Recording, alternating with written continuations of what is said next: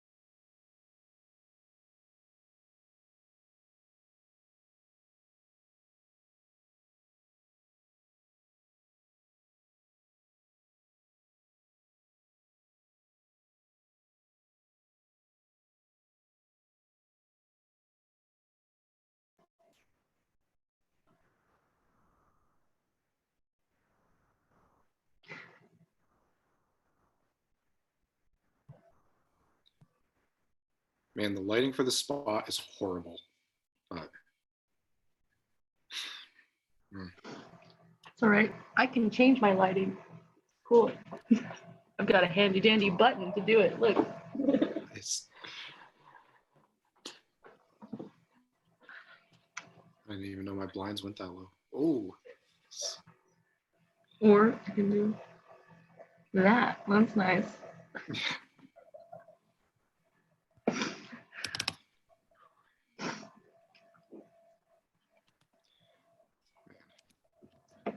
All right. Also, I'm gonna live stream this Senate meeting on YouTube because I actually figured out you could do that. It's pretty cool. I didn't know that. So I will be starting that up in like 5 minutes or so. So just be prepared, everyone.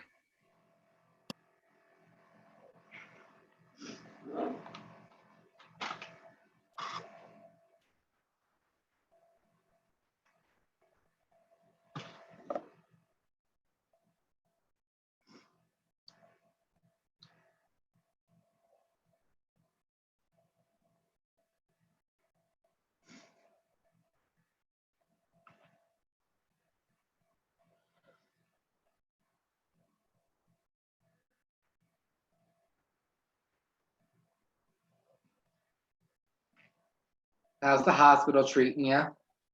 Like dirt. They have sucked so much blood for me, it's not even funny. I'm sorry. Yeah, it's alright. I am covered in like, I feel like they're vampires just taking it. It's alright. Are you able to? Are you wanting to come back to Missoula or no? I can't. So, they found masses on a lot of my organs. So, right now we're just hoping that it's not lymphoma. I'm sorry. Yeah. But yeah, and so I'm stuck here for a while. Are you gonna call Ron and be like, "Give me my money back"? No, I'm just gonna have my room there until I come back, I guess. It's gonna be it's fun.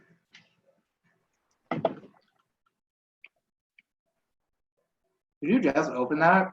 You were drinking a LaCroix earlier. This one, Mm-hmm. I have like 6 or 7 of them. I also have chicken broth and the biggest bottle of water. Hey, hydrate or dihydrate. I also have sherbet, which is the best thing about this place, by the way. Oh, it melted. Sadness. Yeah. Hello, everybody.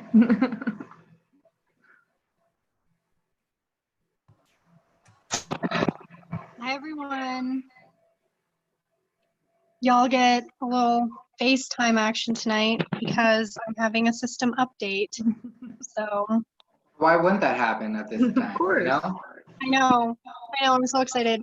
So what I'm probably going to be doing is turning my video off and then viewing my copy of the agenda on my phone while I talk. So probably last time I was in my face. So I will actually be sharing the agenda on the Zoom meeting, so you don't have to do that. And I have all the documents pulled up. So if there's any documents that people want me to pull up or agendas, let me know, and then I can just pull it up on my laptop and everyone can see it. Sick. How's the brother situation going? Wait, was that for me? No, that's for Abigail. Oh, Oh yeah, is he back from Boston or did he get stuck? Oh, I have such a funny story to share with you guys. So he originally was supposed to leave like last Thursday. He was going to stay there for quite a while. But then his girlfriend's university got closed and he was staying in their dorms. But they were kind of doing what UM was doing, where it's like, oh, if you really have to stay, like you can stay, but otherwise like yeet. And so he was trying to stay in her dorm, even though he was not supposed to be there, and they were kicking people out. And then the people with the housing from her university found out and they kicked him out. And he got like thrown out of Boston University's dorms. So then he had to go to the airport and get on an emergency flight. And he got pity because he was able to say, well, I was kicked out early because of coronavirus and I don't know what's going on, blah, blah, blah, blah, blah, blah, blah. And he got sent home to Montana, where he is still in his quarantine.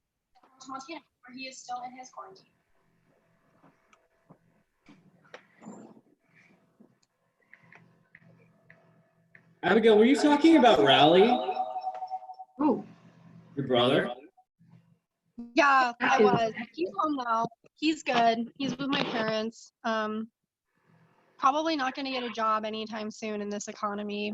to pay off those plane tickets, but I'm optimistic. Yeah, everything's set up. I got everything closed. I got all the washer stuff in there. Hi, hon. How you feeling? Hold on.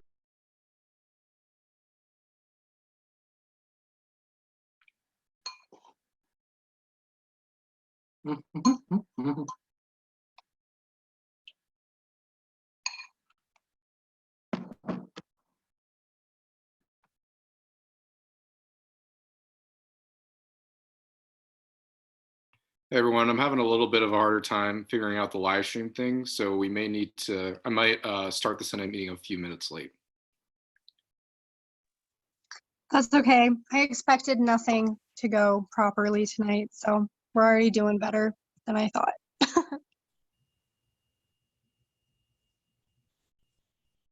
I mean, the fact that it seems like every senator is easily able to access the meeting is a miracle on this front, so I'm going to take small victories here.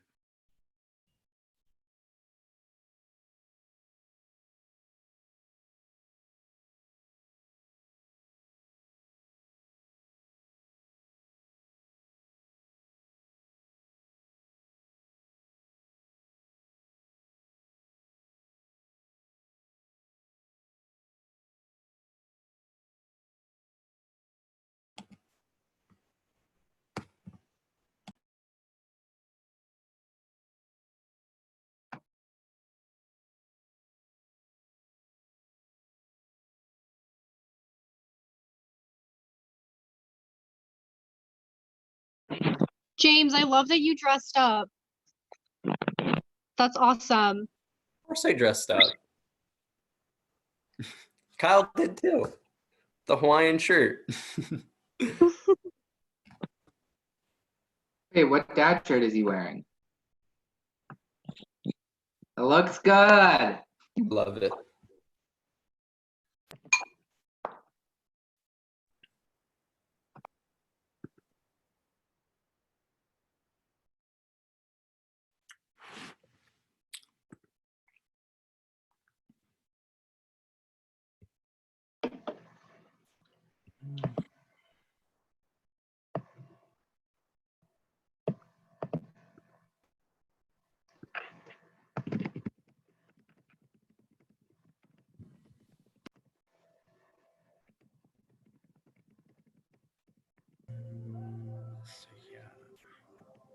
Hey.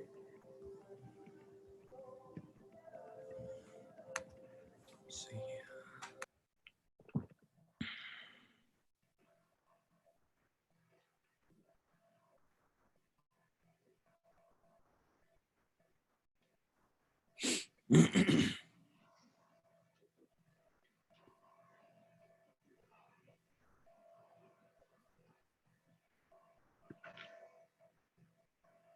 Just a heads up to everyone, if you're not talking, please mute yourself. That way we can hear people when they're talking. Don't know if I'm gonna be able to live stream this meeting right now, but I'll take a couple more minutes and figure it out. If I can't, then the recording will automatically save to my Zoom account, so we'll have access to the video some way or another.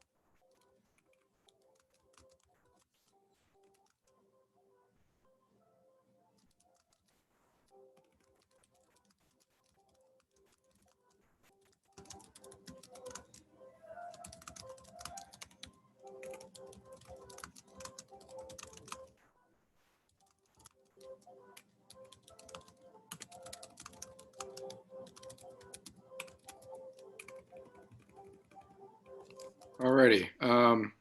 So just a quick update before we start the meeting. I'm trying to live stream on my Wi-Fi, almost crashed it, so I'm not going to go for that anymore. But this will be saved to my cloud, and I'll try to share it with all of you, and then some way or another we'll post it as a link either on the minutes or whatever, and that way people can access the video, and you can also go back and see what you looked like, I guess. With that said, I will share my screen. Before I begin, does everyone have access to my screen? Can everyone see it? Just give me like a thumbs up in the chat or.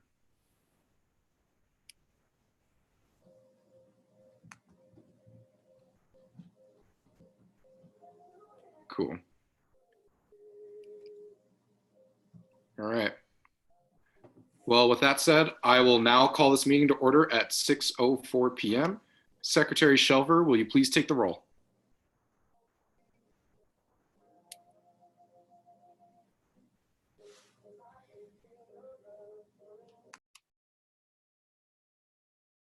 Secretary Shelver? Yep, just 1 second. All right. Senator Anderson, Here. Senator Borgasani. Here. Senator Bowles, Here. Senator Corkish,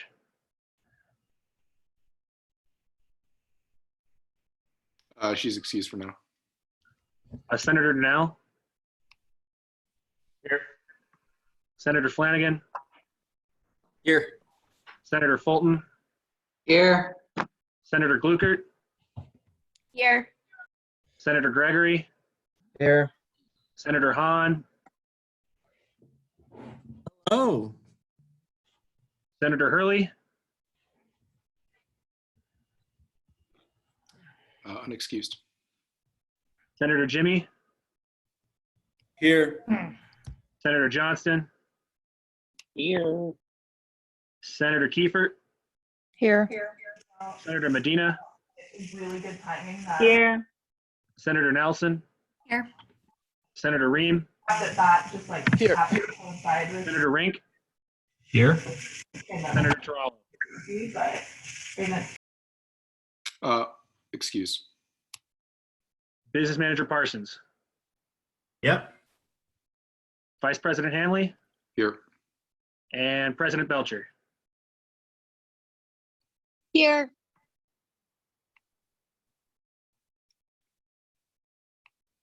Cool.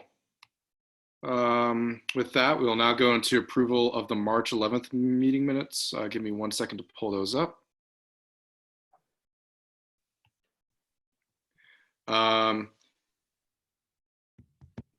If you would like to get on my speakers list, just text me or Facebook message me.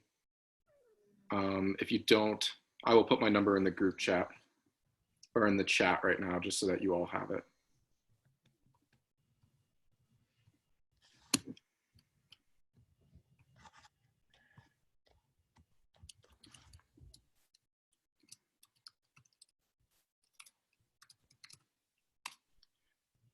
All right, there you go. If anyone wants to get on the speakers list, just text me. I'll scroll through them as slow as I can.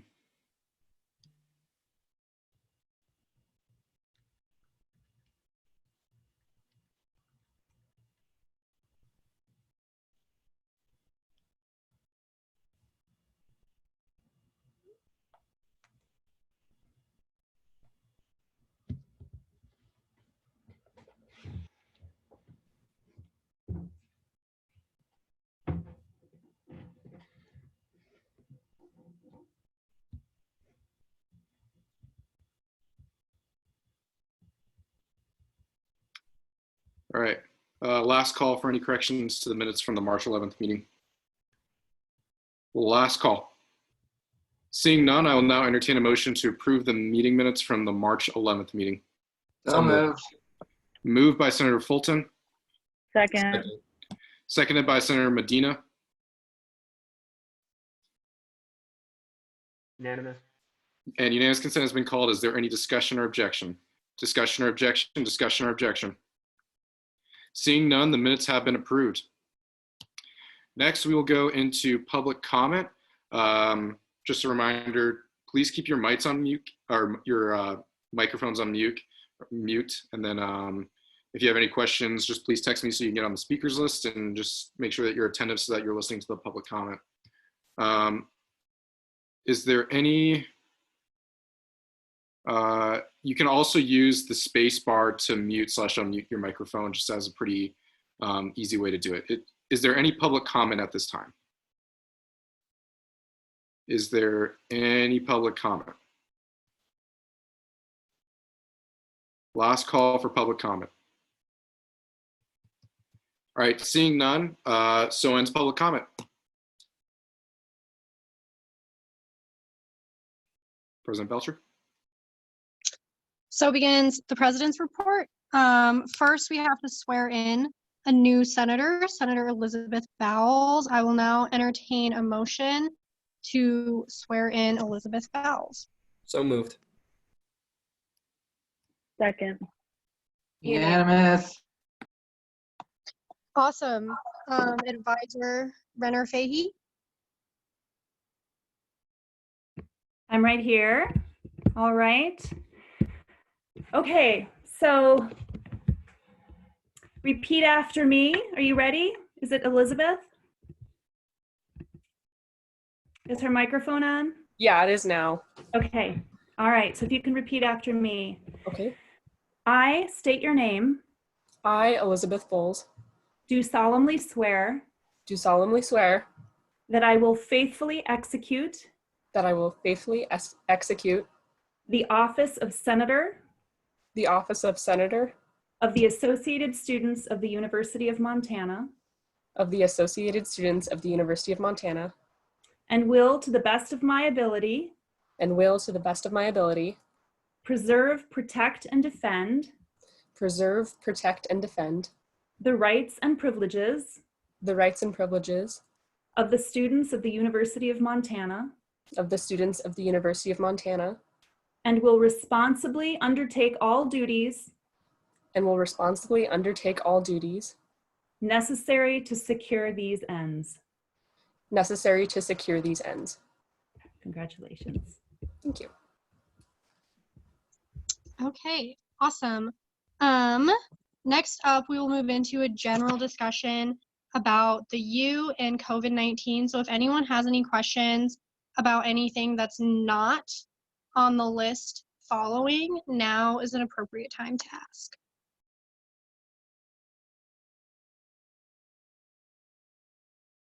President Belcher, I do have one question. So for dining, would that be grouped into housing, or would you like general discussion about dining to be in here as well? It can be in here. Sorry, that was an oversight on my part. I should have put it in the general agenda. But yeah, does anyone have any questions about dining? Okay, doesn't look like it. So I'll just give you a quick explanation about what's going on. Basically, the only two places on campus that are open right now are the market and the food zoo, but the food zoo is only open on, or the food zoo is only open to grab and go. I'm sorry, Ethan, I didn't understand in the speakers list. Do you want me to scroll?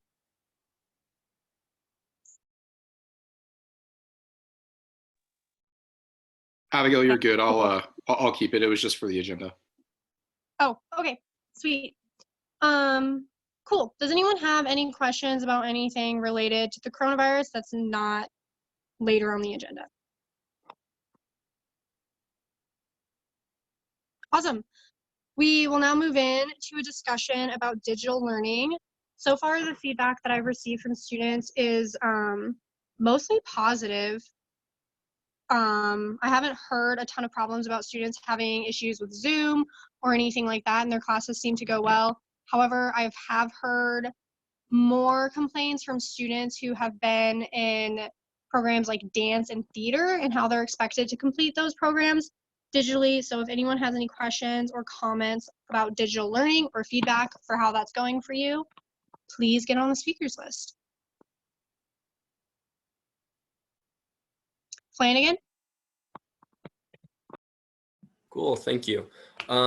Personally, my experience has been as good as this crazy time can be. I didn't get on to speak about my experience. However, I want to speak about some feedback that I've been hearing from other students. I've heard feedback from a couple other students that are particularly concerned with how professors that have never really been really ever oriented their classes in technology before are handling the change. For example, I've heard feedback on one professor that did not have a Moodle page and did not really orient any of his class in a technological fashion. He wouldn't even accept papers via email. And now they have to do that completely online, and they're concerned on how that's going to work out. So I was just curious as to, I know the administration is taking steps to help professors become more oriented on online learning, but I was wondering if you could speak more to what those steps look like and how they're helping those professors become more oriented online, and sort of how that's going to look, especially with professors that aren't as keen to it, and what the options for that may be for students that are in a situation where the professor isn't really willing to work online. So yeah, just a couple of things on that question. I know Online has been working around the clock to set things like this up for professors. So if a professor is struggling to set up something in their online class, that would be the place for them to go.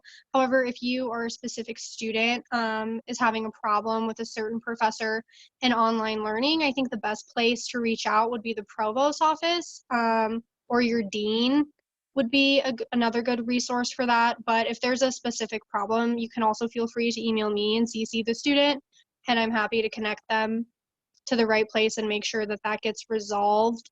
Overall, though, one thing I have noticed in my meetings with various faculty representatives is that they've all also been working really well together and helping each other get used to teaching in a digital environment, which is something I've been pretty impressed with. So I don't know if that was as thorough of an answer as you would have liked, but that's what I know now. Or Fulton. Yeah, so I've actually got a few concerns, especially students who are in the ed department. So a lot of students that are doing their observations and like their student teaching, they're now either have to do it during like a summer school session, or they have to do this in the next fall because they can't go into classrooms right now. And it's really hard to have a student teacher teaching a classroom online when teachers like basically in the K-12 system are having a hard time doing that anyways. So it's just kind of annoying that students, especially like in my degree, that are going to have to come back for another semester with potentially having, I don't know if they'll have to pay for the next fall semester, but it's just kind of annoying that thinking that they could have graduated and have their hours done, but will end up having to come back and setting them back another like 4 months when they should be like working this next fall. Yeah, I haven't heard too much discussion on that particular topic, but what I have heard is that the College of Ed is brainstorming, and I've come up with a few ideas off the cuff that I'm not going to share here because nothing is set in stone. But I've been throwing some solutions around. I don't know what that's going to be. I know something that institutions around the country have done to combat those sorts of things is to allow students to get the rest of their credit at a later date for free by allowing them to register for one credit and then waiving the tuition for it in the next semester so that students don't have to pay. So that's something that could do, but they haven't really thought that far ahead yet.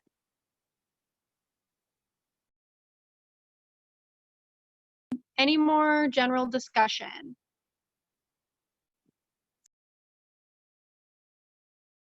Okay. Seeing none, we will now move into a discussion about student employees. I'll give you just a quick rundown. This is a topic that I've spent quite a bit of time on in the past week and a half or so. So basically, the bottom line is there's been a lot of inconsistency and miscommunication about the status of student employees as we move to remote working and as school has gone online. But basically, where we're at right now is I know that there have been some student employees who have been laid off from their campus jobs. I think there's a lot of lack of clarity from supervisors about what they're supposed to be doing, whether or not students can work from home. In addition, since we've last met, the governor's office has issued a complete and total hiring freeze over all executive agencies in the state, which includes the MUS. This is problematic for student employees because it means that if a student employee is laid off from a position on campus, they are not able to be rehired into another position in a different sector. So it kind of cuts off opportunities for students. It also prevents students who may have lost their jobs from other places in town, for example, bars and restaurants, from applying to jobs on campuses. In addition, students don't qualify for unemployment because the university does not pay into the unemployment fund for students, so that's a resource that they can't access. I have spent so many hours talking to administrators, on the phone with OCHI, on the phone with Mass. I even emailed the governor's office. I've called the unemployment office, trying to get answers to some of this. I think in the next couple of days, HR is planning on sending out an email to all supervisors that has some language about student employees, just offering some guidance, but stay tuned for that. That's pretty much a summary of what has happened, but I'm sure you all have a lot of concerns about this issue. So it looks like we have Flanagan up first.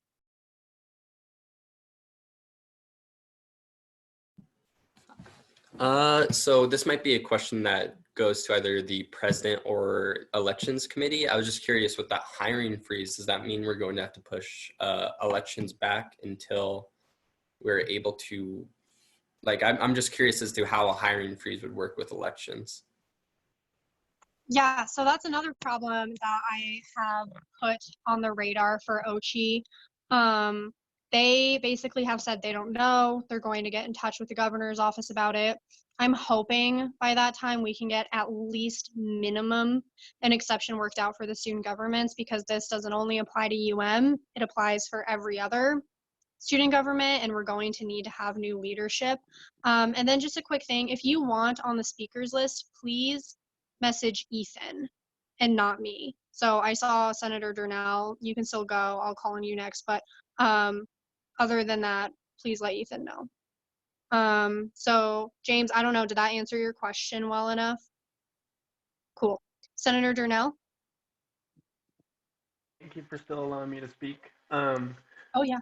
I guess in regards to the fact that the university doesn't, like university employees, student employees don't qualify for unemployment, is the university working in ways to subsidize the costs of, or I guess subsidize the paychecks for students who don't have the hours, but might just be given the money kind of honorarily, given that they don't really have the other source of income? Yeah, so there's a couple things on that.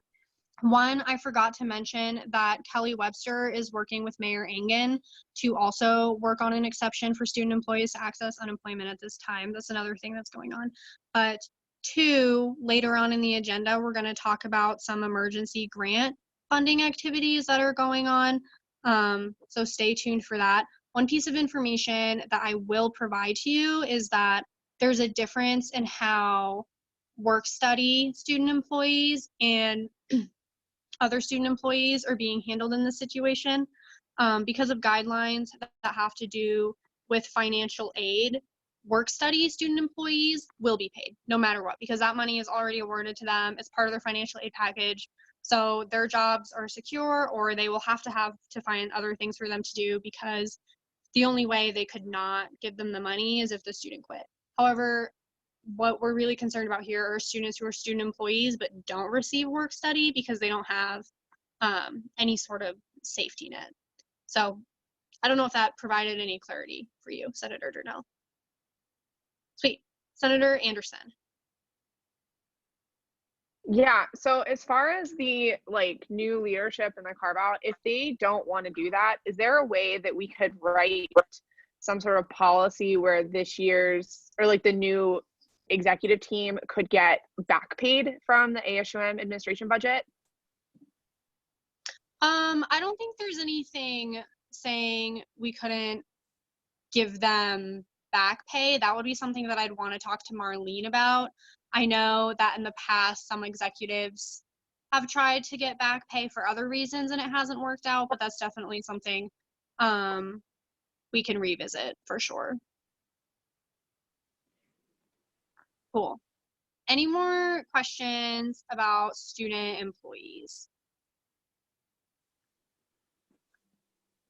All right, I just want to let you know, I'm really sorry. This is super awkward for me, so I'm just trying to make sure that there's time for the speakers list to refresh so I get everyone, but it looks like there's not. So we'll move into a discussion about housing. In case any of you aren't aware, I'll just give you a quick up-to-date about where we are and how we got there. So originally, when they moved to distance learning, they intended to have students have the option to stay in the residence halls, and in fact, they were encouraging people to maintain their housing on campus. However, as the situation with COVID-19 continued to develop and grow more dangerous, campus leadership, MUS and OCHI grew wary of the dangers of communal living, and they sent an email out to the students on, I believe, Tuesday or Monday, encouraging them to vacate their dorm rooms. Every student who lived in the dorm who goes home and lives somewhere else will get a refund for the amount of time that they're not living, and they'll get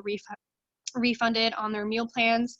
I don't know the exact number that are staying in the dorm. So if a student needs to stay, the university is allowing them to stay. No one is getting evicted. I think it's going to be in the neighborhood of around 200 students. However, one discrepancy that I've noticed when working on this issue a little bit is that it doesn't apply to students who live in off-campus apartments. So they are expected to maintain the rest of their lease. So that's been creating some issues for students that I've been working on. I brought this up to Mass, the student regent, and I also talked about it on a couple of calls today, so stay tuned on that. It looks like I have a couple of questions. Senator Jimmy. Yeah, sorry to digress and go back to student employees, but I'm curious to know if undergraduate student employees are on contract. Do they sign a contract to be an employee with the university? No. So my understanding, the only employees that sign a contract to be in the university are contract professionals, and they're in a different classification.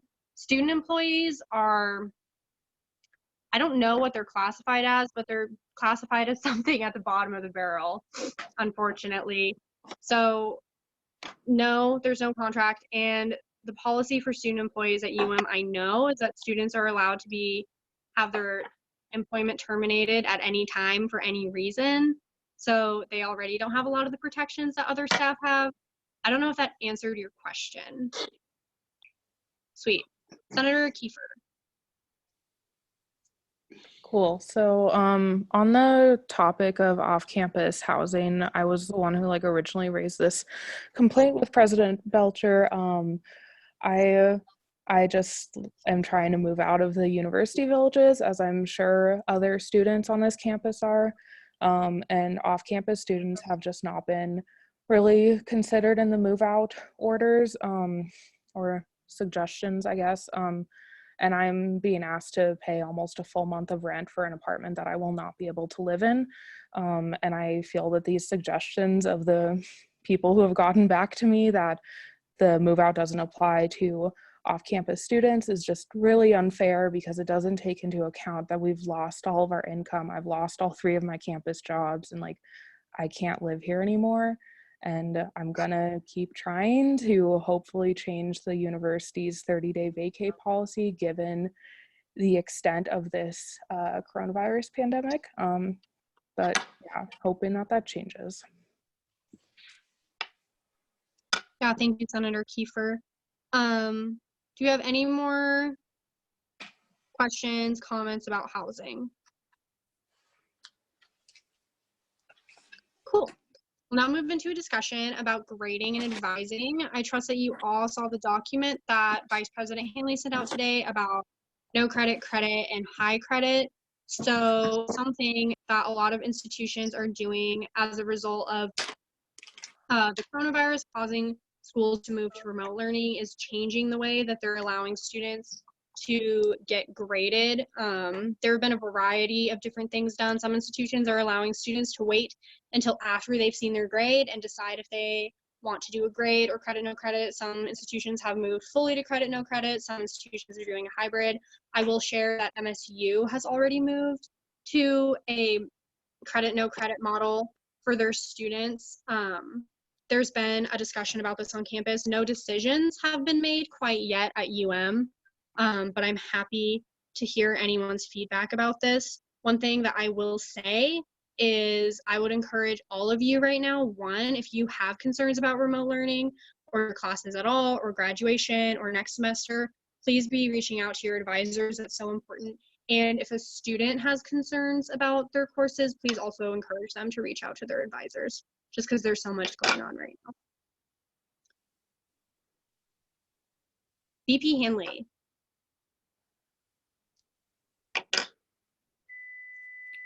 Yeah, so I just wanted to touch on a little bit about the advising aspect and my personal experience about it. So since I am an accounting major, in order for me to get into my master's program, I have to receive a letter grade because I have to have a certain or required GPA in order to get into the master's program. And also in order to get licensed as a certified public accountant in the state, I also need to prove letter grades in order to sit for the CPA in the state of Montana. So for licensures and stuff like that, I would I'm glad that the university is taking more of a step-by-step approach or a student-by-student approach rather than just a whole system-wide approach, because for me, I think it's a lot more different than for other students. Yeah, thanks, Vice President Hanley. And I'll just chime in and add some perspective that I'm in almost the opposite situation as VP Hanley, where all the courses I'm in right now, I only need one of them to graduate, and I've had to spend so much extra time and stress working on commitments as a result of the coronavirus that I'm going to be pretty annoyed if classes that I didn't even need to graduate end up affecting my GPA. So I am also very pleased to see some flexibility here. Senator Johnston. I guess I had a question with discussions about professors grading differently. I guess it's kind of weird, but like my coding class, all of my exams are supposed to be taken in person, and now that's completely thrown out the door. Through any discussions, have there been talks of like professors changing their syllabi? I know that in the email it said to not change the syllabi, but is there discussions about them changing their syllabi to kind of adapt to these circumstances? Yeah, so the last communication that I saw about this topic from the provost said that if a professor was going to change something about their syllabi, they needed to let you know by March 23rd. So I hope that was the case. I don't think there's any immediate solution for this. I know one concern that I have is that I've taken courses that for me had a much higher level of difficulty than students who are in them now. But I guess that's just the reward that they're getting for living through a pandemic, unfortunately. Do you have any other questions, Senator Johnston? Yeah, I'll follow up on that though with some folks from Faculty Senate. Senator Anderson. Yeah, I just wanted to make a comment. So I have a similar problem with this as Vice President Hanley. So a lot of the master's programs that I know of require a GPA in order to, and they don't recognize the credit, no credit, or the high credit thing. Like you have to have a letter grade in order to stay in your programs. So I'm just a little bit concerned that that's disproportionately, like we can't choose. We have to take our letter grades, and I think that's unfair to a large portion of the population. So I was wondering if they had talked to the graduate school at all, or like tried to figure that out, or if it's still going to be optional as of right now, like the student can choose. Oh, sorry, I was muted. Yeah, so there has been some discussion about this in the graduate school. One thing that I heard discussed today was an option of allowing students to have that credit, high credit, whatever, for their GPA, but then a notation of what their grade would have been in order to submit that to those kinds of programs that need it, but still allowing the other option to save their GPA. I don't know for sure that that's going to happen, but I do know my indication is that if a student wants a letter grade, they're definitely going to let them keep the letter grade. Did that help at all? Cool. Senator Flanagan. Yeah, I guess I just wanted a bit of clarification. I was a bit confused in reading the document. So is the only instance where your GPA would be affected is if you take the high credit and it would work to raise your GPA, or I'm confused in that instance, or and then a credit and a no credit would not affect your GPA. I'm having trouble understanding the system. Yeah, so none of these grades would factor into anyone's GPA. The credit would be towards graduation requirements and progress towards your degree and number of credits needed to get to graduation. So it's like taking a class with a credit, no credit option. It's really going to vary by department, but I know that deans and department chairs have been encouraged to allow a prerequisite that gets credit the same as would be like a prerequisite that got the grade, if that makes sense. So for example, like I needed to take finance to get into my upper division marketing classes. If I had gotten credit in this new situation, they're encouraging that that would count, but it would not count towards your GPA unless you elected to have a grade. And it would count towards number of credits towards graduation. So you get the number building towards your 120 required, if that makes sense. Cool. I love all the thumbs up. That's great. Senator Fulton. This is more towards like what Senator Johnson was saying earlier. I know in the School of Ed, the way how we're doing it now, so a lot of us, when it comes to our lesson plans and actually presenting them and like going into classrooms to present them, what we're doing now is like we're videoing us teaching the lesson plan and like having mock questions brought up, like what students would say and stuff like that. So, and a lot of our syllabi already have been updated. So I don't know how the School of Business is doing it, but I know the School of Ed already had everybody's syllabus edited, and all of our stuff and all of our lesson plans that have to be presented now are via recordings instead of being in a classroom. Interesting. Yeah, good to know. Vice President Hanley.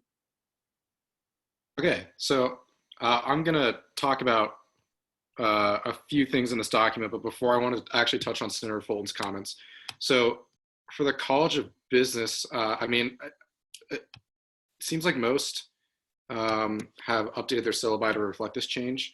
I think the difference for us is that we don't necessarily have internships that dictate for licensures like certified public accountants.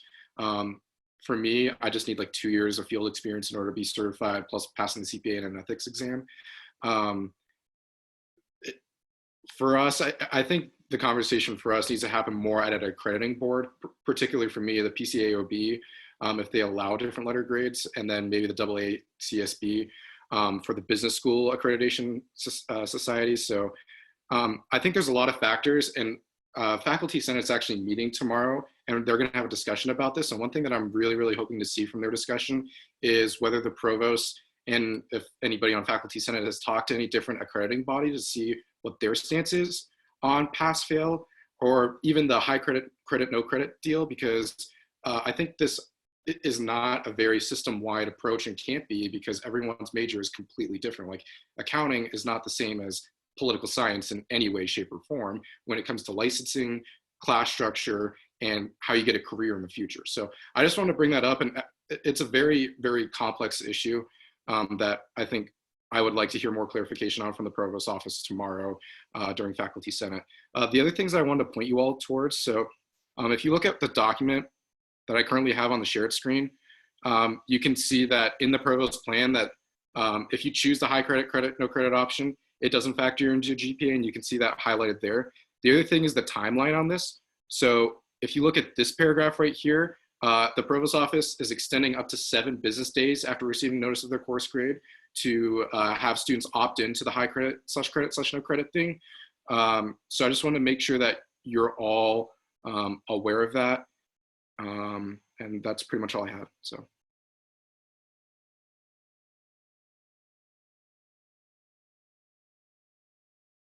Oh, oops, I was muted. Okay, any more discussion on credit, no credit, advising, grading? Cool. Seeing none, we will now move in to a quick update and discussion about what's going on with some emergency grant programs. First of all, Professor Rooks from the Sociology Department has applied for the HOPE grant, which is awesome news. That's an emergency grant that is offered through the HOPE Center. It's $5,000 to be distributed to students who are facing economic hardships, and the UFA has also pledged to match that grant, so that's $10,000 for students, which is amazing. And they're also looking to other offices to donate.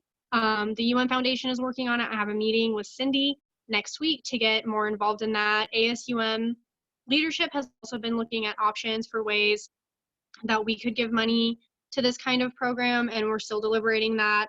Student Affairs is involved as well. And then in addition, I don't know if you saw in the campus communication, there was a United Way grant that was advertised to students. And I mean, this is kind of a good thing and also kind of a bad thing. And already by the end of the day, all of those grant funds have been used. So that just shows that this is something that's really important that we should all be supporting, working on. Does anyone have any questions or comments about emergency grant opportunities for students?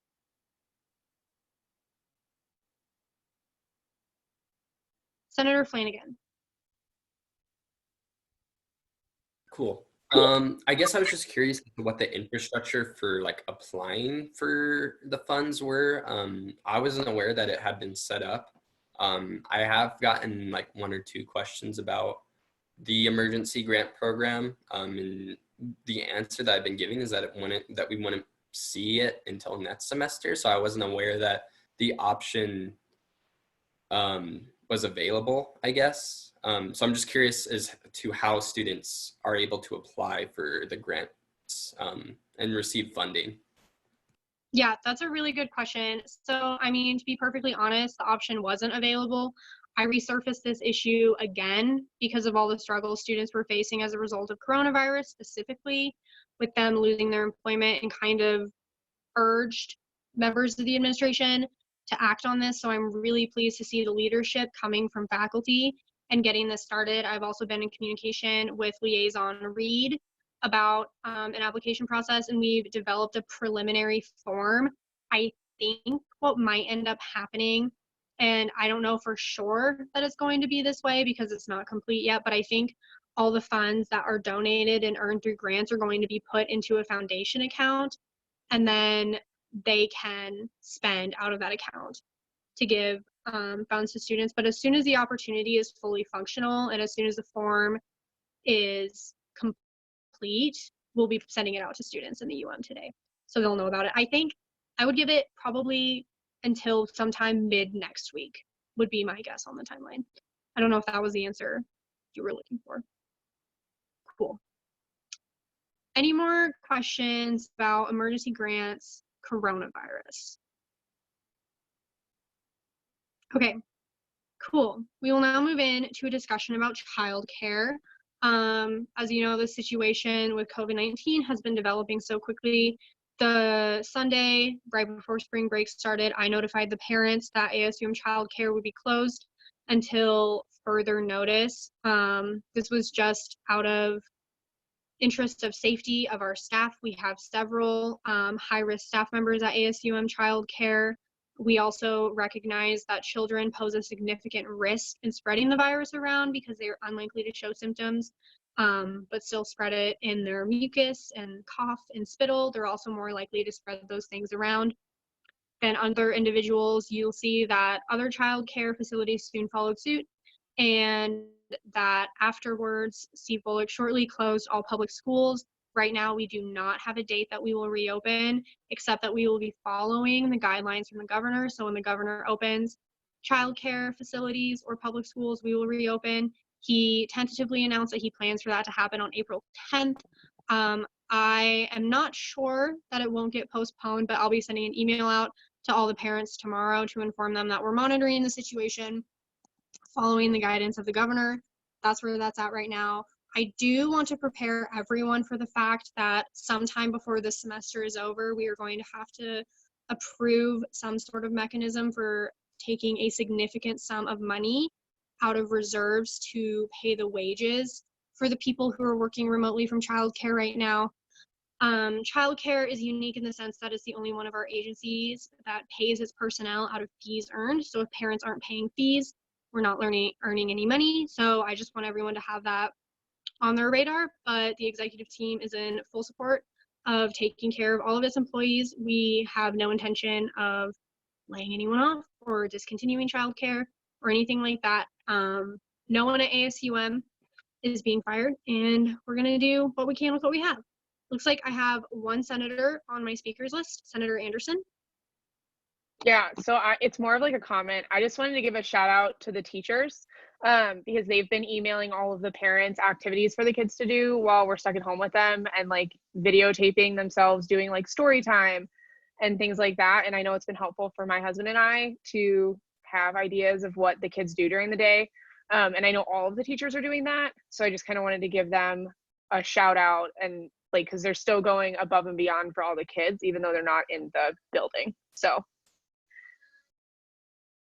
yeah, Senator Anderson is correct. Everyone at childcare has been just so awesome and so flexible. And on that note too, I'd like to say that the rest of ASUM employees have been the same way. They've all put in a lot of effort and time over the past week to make things work and make a lot of changes. And I couldn't be happier to work with a better group of people.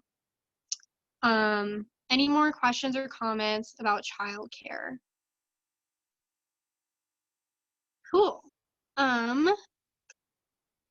Next, we have a discussion about transportation. So transportation is currently open and functional. However, we have limited service a little bit. The gold line has been cut and one of the red lines has been cut. However, since students have gone for spring break and remote learning has started, we've only had like 50 riders in a day when that number is usually in the thousands. So the use of the service has also significantly decreased. They've taken a lot of measures to increase safety on the buses. All riders are boarding in the back to keep distance from the driver. They've also planned on limiting the amount of people per ride to 10 people. However, we haven't even had that many riders, so that hasn't been a problem yet. And they've increased the frequency with which they sanitize the surfaces inside the bus. As of right now, we have no plans to close transportation. We will be keeping transportation options open for students. Our tentative decision, and this could change, but our tentative decision is that transportation will be open as long as Curry Health Center is open to students, with kind of the understanding that we want students to be able to access medical care if they need it. Does anyone have any questions or comments about transportation?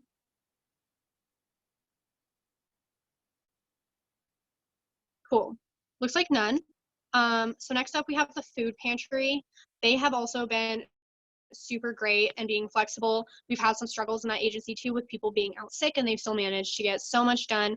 There's currently grab and go bags available to students outside of the food pantry if they need to pick it up, and that way they don't have to have contact with the folks that work in the pantry. So if you know any students who are struggling or need anything, please make sure you send them that way. I know Sarah and Johnny have been hard at work. That's pretty much the gist of it. Does anyone have any questions or comments about the food pantry? I'm just going to pause for like 10 seconds because I moved through the last two agencies pretty fast to give y'all a chance to send your messages and Ethan a chance to get them. Cool. Senator Fulton. Could you just say the hours for the red line and like what our limited services are for the buses for the transportation? Like, is it still like from 7 to 10, or is it like 7 to 5 like everywhere else on campus, or how's that working? Oh, so the hours are the same. It's just that one of the buses is not running on that line. So it'll still be the same time slot that's available to that one, if that makes sense. Did that answer your question? There's a point of information from Senator Durnell. Senator Additionally, Durnell? additionally, the red one, the one red line that's going, it stops running around 8 o'clock. All of our services stop around 8 o'clock, I think now. And all the buses now run on a half an hour basis. So the red line, instead of a bus showing up every 12 minutes, it's going to show up at Lewis and Clark every like half an hour. Same with Missoula College, it's every half an hour. But other than that, it's summed up pretty well. Cool. Thank you, Senator Durnell. Any more questions or comments about transportation?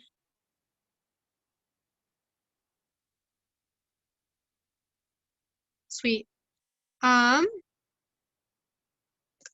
We'll now move into a discussion about ASUM services. They are running just as usual. The only difference is that we're not taking as many in-person appointments. Lou has been coming into the office intermittently to access an email account, but other than that, he's been taking appointments online and over the phone. I know that they have quite a few pending cases that are still keeping them busy, so they're running. And if students are having struggles, please send them that way. And I'll just launch into the next one really quick. The same goes for the Renter Center. They're taking appointments over the phone, and they're also doing a ton of outreach on social media, and so is Legal Services. The blog post that the Renter Center and Legal Services collaborated on about landlords and rent is the second most read blog post ever that they've published. So that's really good news that that information is reaching students. It was mostly just about how to talk to your landlord if you're going to be unable to pay your rent as a result of coronavirus. So that's really good news. But yeah, if you know students who are having problems with legal issues or rental issues, please send them to Legal Services or the Renter Center online. I know that both Jordan and Lou are really excited to be working remotely, and they're happy to have this opportunity to help students. I'm gonna just wait 5 seconds. Any questions or comments from Renter Center? Cool. It looks like there's none. As far as sustainability goes, Maddie is working remotely, and she's finding various outreach projects for the transportation ambassadors to do. And as of right now, I know that's going well. She also found quite a few hours of sensitivity training that I know that they will be doing. And in addition, we might have other ASU employees do that same training remotely. So that was really cool that we're able to collaborate that way and find meaningful projects for student employees to do. Any questions about the sustainability agency?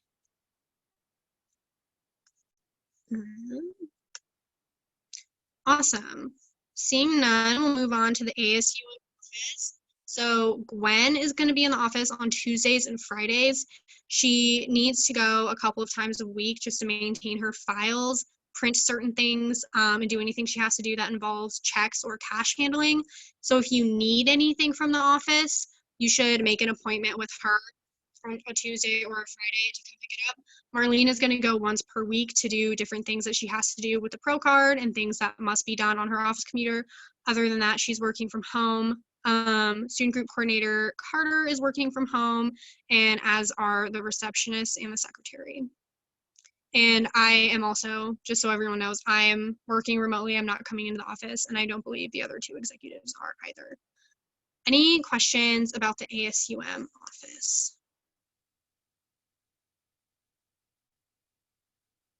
Okay, it looks like we do.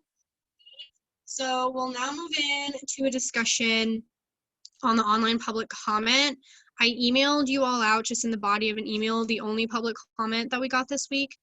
I don't know if everyone got the chance to read that, but I'll summarize it. It was pretty short. It was just concerns about commencement and then whether or not the student could access specific stoles and graduation cords from the Honors College. Does anyone have any discussion on the online public comment?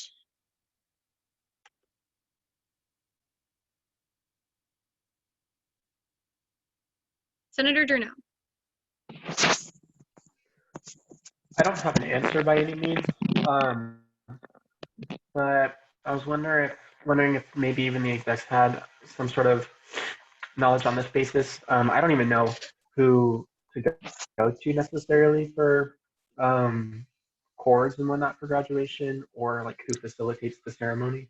But I mean, knowing that would be cool, so we could reach out to her. Yeah, so I was going to talk about commencement and my other, but just to briefly answer your question, a lot of chords are distributed by your major or department. And then I know some majors and departments will have students order specific online. And I think the same goes for some of the stoles. And I don't know what it's going to be like this year, but I know you used to be able to get just like the regular stole at the bookstore. So.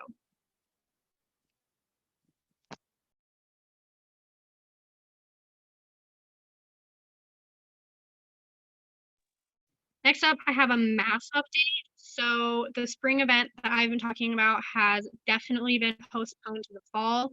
That is something that next year's mass team is going to have to work on, just considering the fact that we're all pretty busy right now and we're not allowed to have events. So that event is definitely postponed.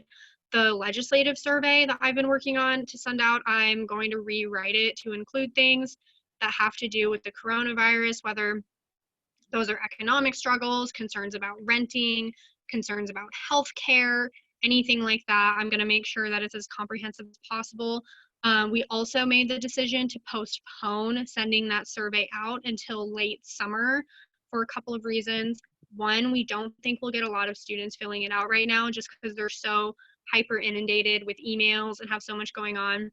And two, we worry that the results won't be as reliable because I know right now a lot of people are really, really scared about the coronavirus and we don't know how it's going to shake out.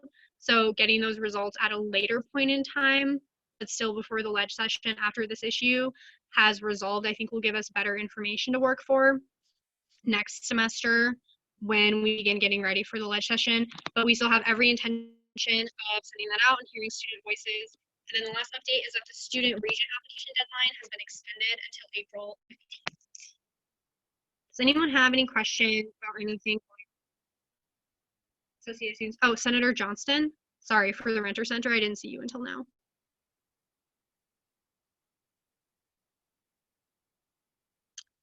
I was Senator just gonna say, Johnston. Oh. sorry. I was gonna say if anybody has any questions or comments they want directly talked to about with Jordan, I'm gonna set up a Zoom meeting with him to kind of go through some things. So if anybody wants some quick information from him, I will happily send it. Awesome, thank you for that. Do we have any questions or comments about anything related to the Montana Associated students? Hey, Abigail. Yeah. Will you keep me in the loop? Student Political Action Committee is going to kind of abandon our legislative priority searches in light of coronavirus and focus more on the census. So just as that rolls out, could you keep me in the loop on that? Yeah, absolutely. So the plan is to still have it done by campus. So every campus will have access to its data. And I think this is something that Mass is going to absorb most of the labor on anyway, but I'll make sure that everyone knows the results. Senator Parsons. I've been demoted. Oh my God, Business Manager Parsons, I'm so sorry. Public health crisis happens, demotion, whatever. I did have a quick question about Mass, though. I was wondering if they were planning on lobbying Ochi or the governors for any potential refunds. Yeah, so that came up briefly. There was no decision made on that, specifically because Ochi, the MUS, and haven't even made a decision on the refunds yet. I know one topic that did come up that we discussed a little bit more in depth was potentially having to refund a portion of our student activity fee in all campuses. That would be something we would do as a body if we decided to do that, but we haven't made a decision on it. Just on the topic of refunds, though, I was going to touch on this on my other. I think that is going to be kind of a sticking point for students, just from what I've been hearing. And I think as far as the refund issue goes, ASUM activity fee is on the bottom of their priority list. So stay tuned for that. Senator Fulton. Can you re-say the date for the student regent? I did not hear a single word. You said that. Oh, I'm so sorry. And if you guys can't hear me, please shoot me a message and let me know, or just interrupt me and ask me to repeat myself. The date for the student regent search is now April 15th. So that's an extra 2 weeks. Cool. It doesn't look like I have any other questions or comments on mass. So the next thing I have an update for you on is committees. A lot of my committees, thankfully, considering how much extra has been on everyone's plate this week, did not meet because it was spring break.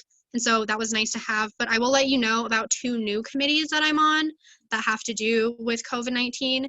So I am on incident command response call that happens every single day at noon.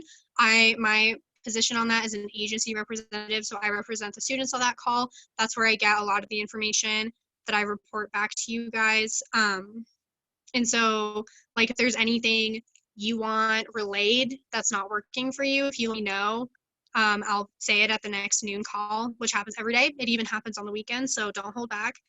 And then the other committee that I'm now on, because of this, is Campus Preparedness Response Group that meets every Thursday from 3 to 5. That's basically where we summarize everything that's happened throughout the week related to COVID-19. It's a larger group of people that includes other sector heads across campus, and it's a more collaborative discussion, and those are pretty interesting. So if anyone has any questions about the structure of those committees, the timing of them, I won't be giving a committee report on each of them. I'll be integrating the information from them into different topics in my report, just because I think that's going to be a better way to stay organized, because we cover so much. So yeah, any questions about those 2 committees? All right, it looks like none. So the next thing I have up is a topic about social distancing. I'm gonna get a little lecture-y here, but please, please, please do it. That means staying 6 feet away from people when you absolutely have to go to the grocery store.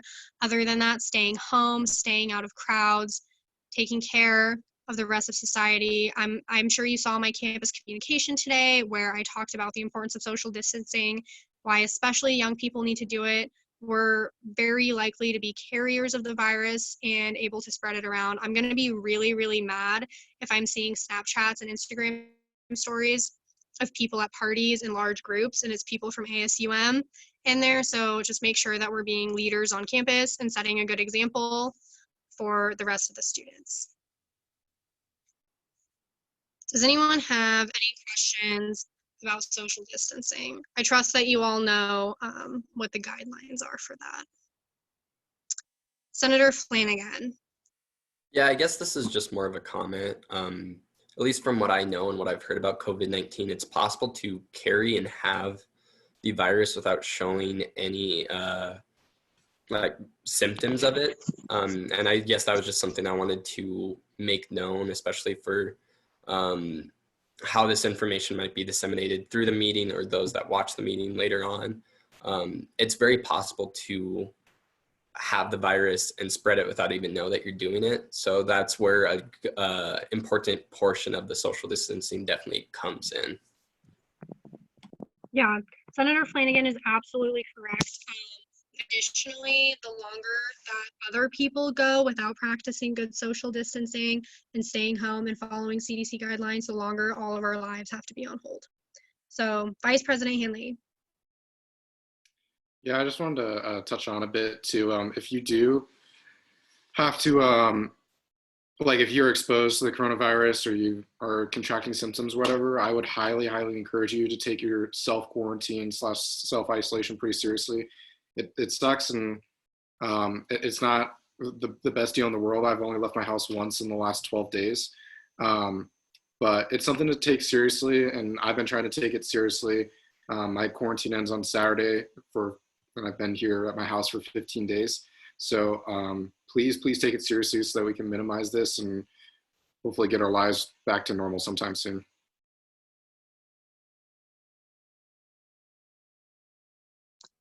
Thanks for those comments. Everyone who spoke up was absolutely correct.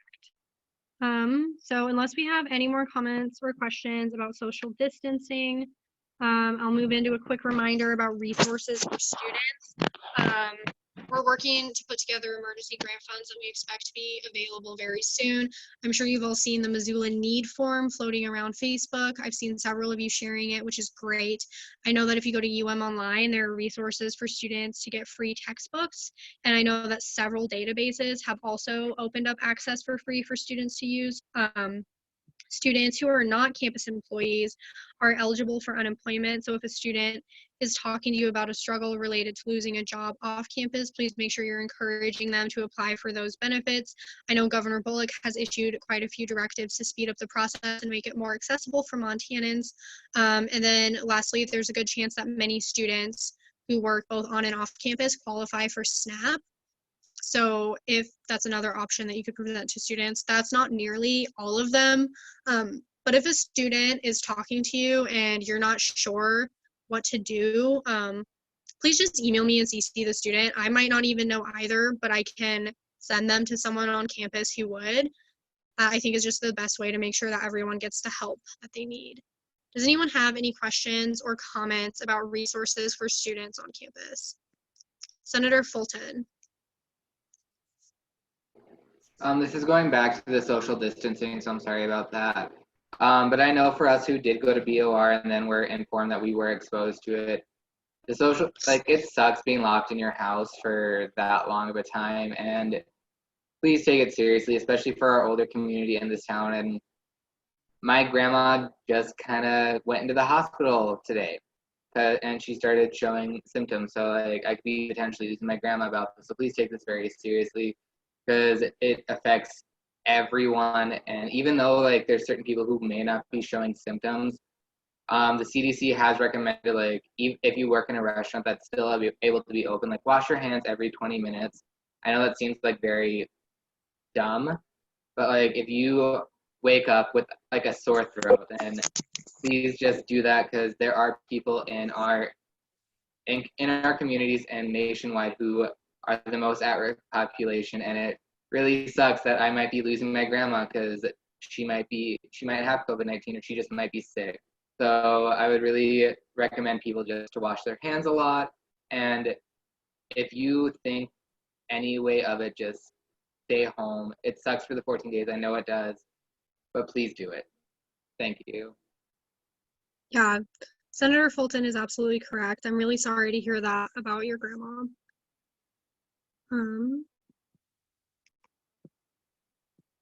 Cool. So seeing no on that, I'll move into my other, where I have a few things that I'm sorry I didn't put on the agenda. The first is commencement. I have received quite a few inquiries from students about commencement. The short answer is that right now, OCHI is keeping that at a system level decision, and they have not decided, so they're probably going to make the same choice for all campuses, whether commencement happens or doesn't. I pushed back on that a little bit, and I recommended to some folks at UM and on the mass call with the student regent that maybe that decision be brought back down to the campuses. One thing I noticed on the mass call is that 2-year institutions and 4-year institutions had much different perspectives on what they thought some sort of commencement ceremony should look like, whether it's postponed or replaced with something else. So keep that in the back of your mind. Again, no decision has been made. However, as a senior personally, I am not getting my hopes up. I imagine it'll just fall in line with whatever state and national trends are looking like at that time. So does anyone have any questions or comments about commencement?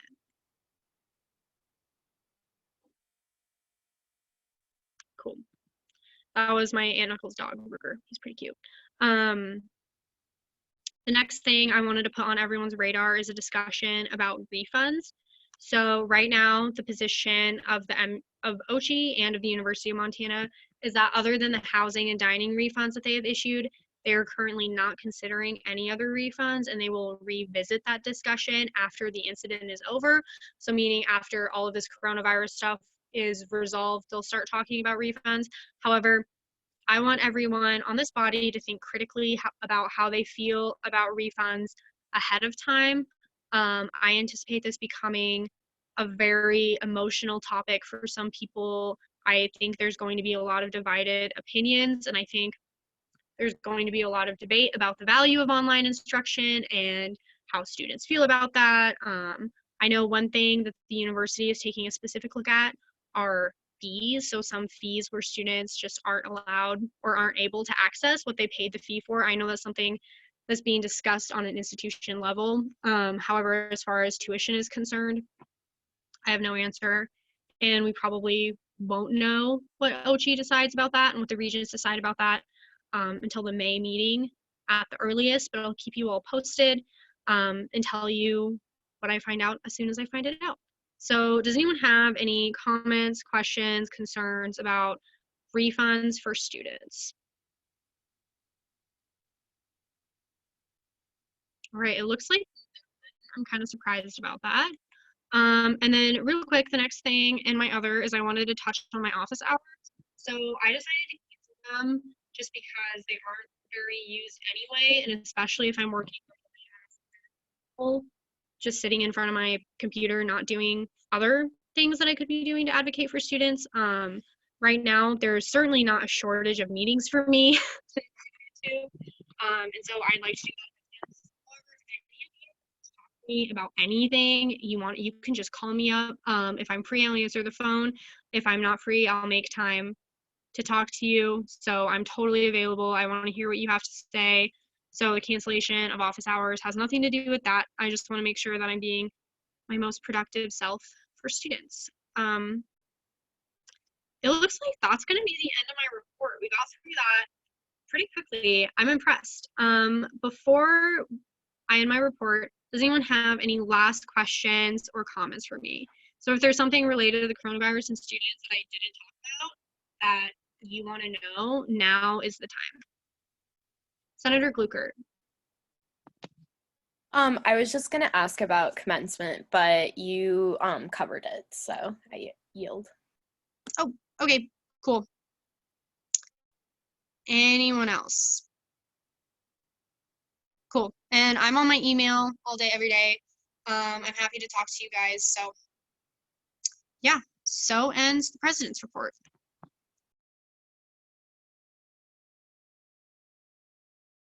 And so begins the vice president's report.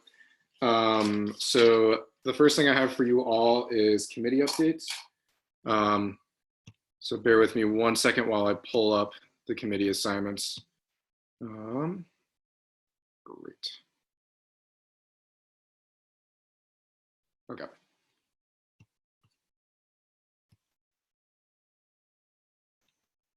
So very little has changed, but I'll scroll through and provide you all with any notable changes. Let's see. There's one right there. I think the only changes for committee assignments were for Senator Bowles, since she just became a senator.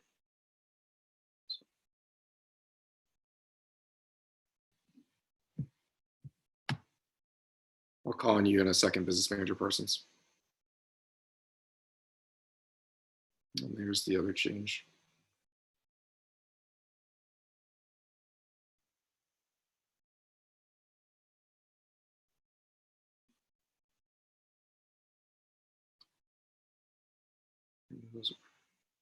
And then let me quickly scroll the university committees. None of these changed, but I will touch on university committees a little bit more in my report as for specific remote meetings. So business manager Parsons. Move to add Jason Begay to publications board. Okay, hold on 1 second. And what slot would you like that to go? Right here? Yes, please. And that's how you spell his name? B-E-G-A-Y.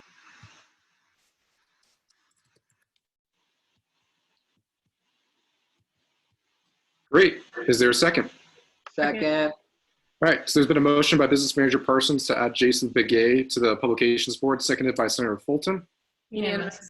And unanimous consent has been called. Is there any discussion or objection? Discussion or objection, discussion or objection? Seeing none, that motion is adopted. I currently have no one on my speakers list. Would anyone like to get on it at this time? Any more discussion? Last call for discussion. Great. Seeing none, I will now entertain a motion to approve committee assignments. So moved. Moved by Senator Anderson and Second. seconded by Senator Corkish. Unanimous. Unanimous consent has been called. Is there any discussion or objection? Discussion or objection? Discussion or objection? Great. Seeing none, that amendment is, or committee assignments have been approved. Next on my report, I have attendance. And all of this is pretty much related to the new switch to formatting, so just bear with me here. So I am still taking attendance, so you do need to show up, whether that's to committee meetings, Senate meetings, or office hours. You need to do that. If you can't make it for whatever reason, email me and I'll give you an excuse under my absence policy. That's going to remain the same, but what I'm trying to do for the remainder of the semester is to lighten the burden, just because of the switch and everything that's going on. It's kind of hard to do Senate at the same time. So I'm trying to lighten the load a little bit, and I will let you all know my changes as soon as I have them. The other thing is that you do need to continue filling out the committee attendance spreadsheet. So if your committee isn't meeting for the rest of the semester, what I would recommend you do is mark it all up right now that your committee won't be meeting for the rest of the semester. It's the easiest way for me to keep track of it. And any committee that doesn't absolutely need to meet, that doesn't want to meet for the rest of the semester, I am exempting you from meeting for the once a month, which is the requirement in the bylaws for whatever reason. So mark it up all now so that you don't have to do it in the future. Additionally, I already touched on this, but if your committee really doesn't have to meet for the remainder of the semester, I would just say cancel all the meetings, because this is a pretty hard format to do, especially transparency wise. And it's been a lot of work for me to get all of the agendas and the minutes up on the box folder on the website and try to publicize it on Facebook. It's kind of inhibiting our progress or our work from being made transparent. So if your committee is meeting though, please send me that information. I do have a couple senators on my speakers list, so I'll start with Senator Flanagan. Yeah, I was just wondering if you could clarify how office hours are going to be done again. I know you touched on it in an email. I just was hoping for a bit more clarity on that. Yeah, so I was going to touch on this on my other, but I think this is probably the better place to touch on it now. So basically, all you have to do is go into the document, I think it's called the remote office hour task document in the box folder that's in the helpful documents in the Senate box folder. And from there, you can access the assignments or the tasks that you need to do. The tasks that are optional, you don't need to do, but the tasks that are required, please go through those every single week. It's basically what you've already been doing as a senator in person, but accommodated more for remote Senate capabilities. So like reading through the Senate documents and going through your committee emails and whatnot. And then once you have all those tasks done for the week, send me an email and I'll count that as present for your office hour. You can also do it whenever you want. You don't have to do it during your office hour time. But yeah, I think I touched on all of that. The other thing is, and this is specifically for Senator Bowles, for this week, if you just read through the Senator transition document that I sent over to you, I will count that as your office hour. And it seems like you've already done that. And then I will send you an email more specifically with the transition to ASUM, just so that you're aware. I know this has been kind of fast paced and I haven't had the adequate amount of time to transition you yet, but I'll try to get to that by, send you a more updated email by the end of this week. Next, I've got Senator Fulton. Okay, so this is more of like just a question on how do you feel like I should go about this when it comes to the music unions, because they do their elections in the spring and I don't know how I'm going to get all 552 of them in a meeting together to do elections in the spring. So what do you feel like like the president right now and I should be doing to like potentially get elections set up?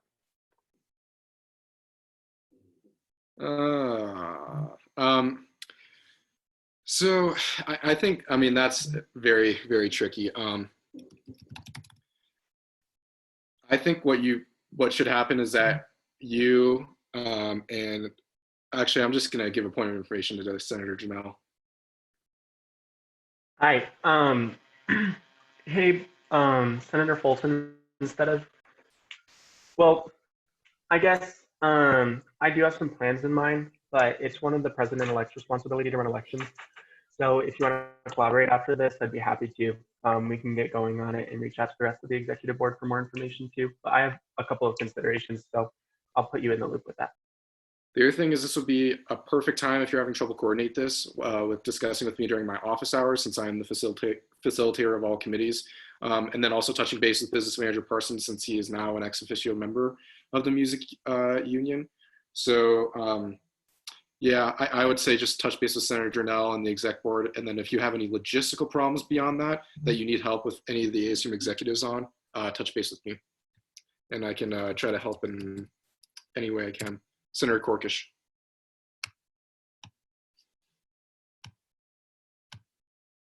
Senator Corkish? Yeah, I'm trying. Okay, you're good. I'm just curious, like, what, I guess, like, I didn't realize that committees were deciding not to meet for the rest of the year, and if maybe we could just, like, throw into the chat, like, if you're a committee chair that has decided not to be, like, why? Just because I don't know, like, Zoom sucks, but it's still possible, so. So I will touch on that a little bit. Some of the committees that haven't met, I can just name a few right now. It's JDO and mental health, or I think mental health might be meeting for the rest of the semester, but JDO will not be meeting for the rest of the semester. And that was mainly because they had a lot of things that were really required in-person things to happen.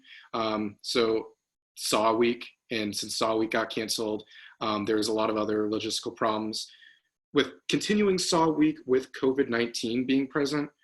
So the committees that were functioning around like an event happening, a lot of those requirements have kind of been left off. Oh, the other thing is that JDO isn't meeting because they can't get guests for the remainder of the semester just because of everything that's going on. So that was the other reason. And then, yeah, the other committees that were revolving around an event like mental health and legal, those will be changing too. They might still be meeting. I know legal's meeting, I think either tomorrow or Friday.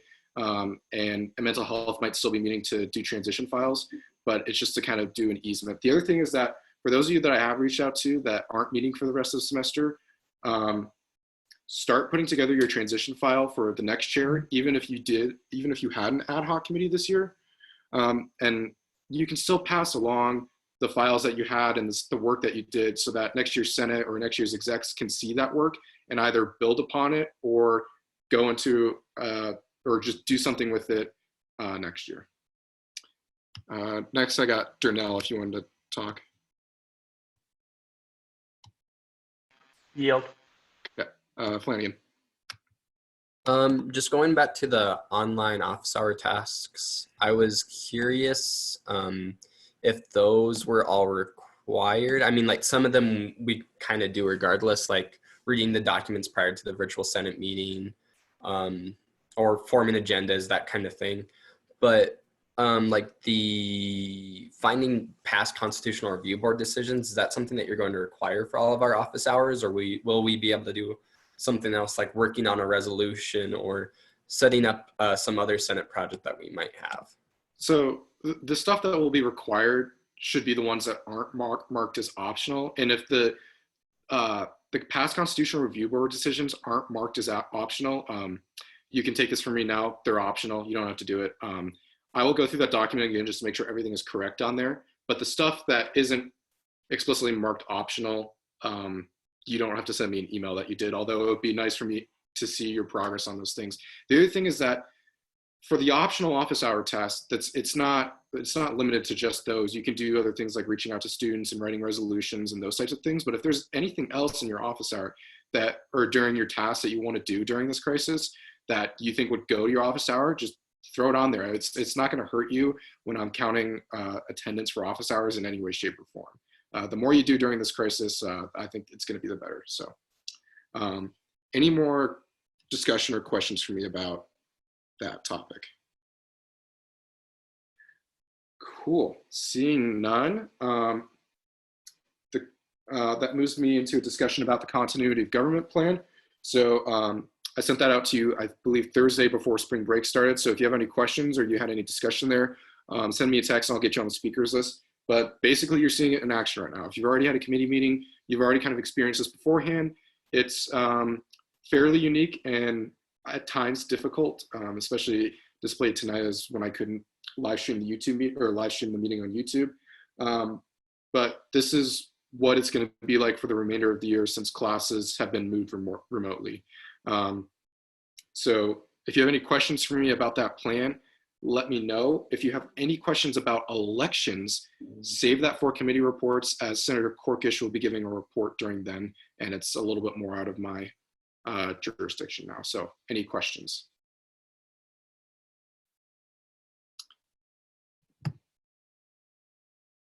Cool. Seeing none, the next thing I have is university committees. So I do have a couple communications from university committees. The first is that some of them are still meeting. So if you are on Student Computer Fee Committee, New Student Orientation, or you're on any of the Faculty Senate committees, they're still meeting. And all of those chairs / the coordinator, Cami, is sending out Zoom invitations for those meetings. Please be aware of those Zoom meetings and just be aware of those. If you haven't gotten an email from your university committee, be sure to reach out to your chair just to see if they're meeting for the rest of the semester. And then if they're meeting, try to get the Zoom link for that meeting date as well. It just is going to help you to be on top of things and to ensure that you are still participating in those university committees for the remainder of the semester. And then also, if you reach out to your chair or you just don't know anything about your university committee, like you don't have any contact information and you're basically stuck, like you just don't know where to go, let me know and I will try to figure out whoever is the cabinet oversight to that, or if there is a chair, I'll figure out the chair. But yeah, if you're on any university committee, you don't know anything about it, send me an email. I do have one, Senator Corkish. Yeah, I'm just curious, like, what is Faculty Senate doing with all of this? And also, like, do you know where their Zoom link is posted? Because I haven't been able to find it. Yeah, so they are still meeting, and they will be meeting tomorrow at 3 o'clock over Zoom. I believe their Zoom link is on their agenda, but I could be wrong at that point. If you just search UMC Faculty Senate, you'll be able to find where the agendas are pretty easily. That said, if the Zoom link isn't on their agenda, and I'll check it after this meeting, I will send you all an invitation to that meeting as I do have the Zoom link. But for the other university committees, if you want to watch them, contact a senator that's on any of those Faculty Senate committees and let them know that you want to be present during those discussions. So just to go through a few, I'm on Gen Ed, as well as Senator Fulton, Senator Nelson. President Belcher is on ASCRC. Senator Anderson is on Grad Council. And I believe Senator Hahn and Senator Flanagan are on Library. And then Senator Ream is on Writing Committee. And I believe I'm also on Graduation Appeals, but you can't watch that one anyway. So any more questions for me about university committees or even Faculty Senate too? Cool. The next thing I have is transition. So basically what's going to be the plan for transition is that every single meeting will be conducted via Zoom, with the exception of executive only meetings. We'll try to do our best to do in-person meetings as we can, but that's also going to be fairly tricky. So you may need to expect those to be Zoom meetings as well.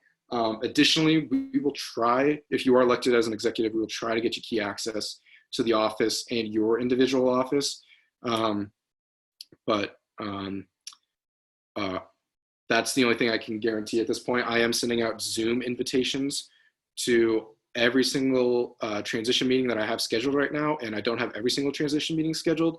At this point, no one's canceled on the transition meeting yet. So expect a very, very, very busy week if you are elected the new executives, as you basically have like 6 meetings a day. And then once I have that schedule finalized, I will send it out, and that'll be sent out like beginning of April. I'd say around like the April 8th Senate meeting. So does anyone have any questions or discussion about that? Give everyone a minute.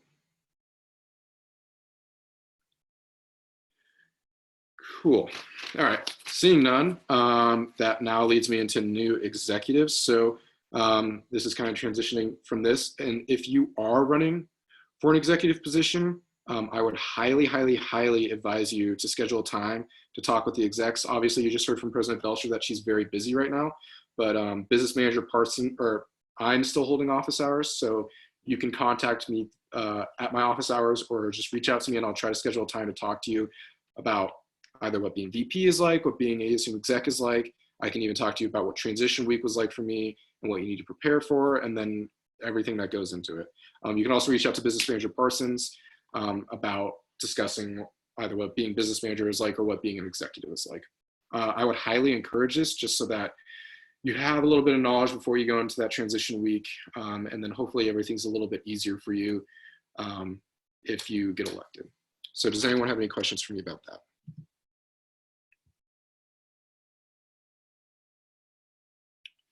Cool. Seeing none, that does lead me into my community reports. And the first one is that Faculty Senate is meeting tomorrow over Zoom. The big change to note is that although I said this 2 weeks ago that they would be seeing the student conduct code, they are not now because the provost communication is very, very long as a result of the coronavirus. So that will probably get on the April agenda, just as an FYI. And yeah, any questions about that? Cool. And then the other committee report I had is the task force I talked about the Montana Associate students doing revisions on the governing document. Right now I'm putting that on hold just for a little bit. I kind of divvied out work to the committee members and assign them to do it whenever, but I'll probably extend the date deadline of when I want to see changes made considering everything that's been happening. But hopefully we should be getting all those revisions to the governing documents done before the May meeting so that whoever the next executives are transition into a decent / good Montana Associate students. Does anybody have questions for me about that? Great, seeing none, that moves me into my other, and actually my first other was office hours, but I covered that earlier, so I don't really think there's much there. Just make sure, please follow the directions in the email I sent. I've only gotten emails from a couple of you so far, so be sure to send that email by Friday at 5. The second thing is Senate meetings. So I have been thinking this over, and it's really, really tough to be meeting over Zoom, and it's very difficult to kind of negotiate. So the one compromise that I am making to kind of lessen the load a little bit over this whole thing is that I will be canceling the April 22nd meeting. And there's a couple reasons why. One, that's kind of the point in the semester when a lot of people's classes are going to be ending because some classes are being taught asynchronously and a lot of projects and stuff are going to be due around that time. The second thing is that for whatever reason, the second to last Senate meeting is scheduled on the day of voting, like right smack dab in the middle of when voting happens. And to me, it is the least productive time to have a Senate meeting because everyone is so tired from elections and it literally does not make sense to hold that Senate meeting. So that Senate meeting is being removed from the calendar. We will still, as of now, be meeting on April 1st, April 8th, April 15th, and April 29th. And that April 29th meeting will be the old Senate and then the new Senate meeting as well. That might be a little bit tricky with the old Senate being in the Zoom as well, but we will be meeting on those 4 dates as of now. I've got Senator Durnell first.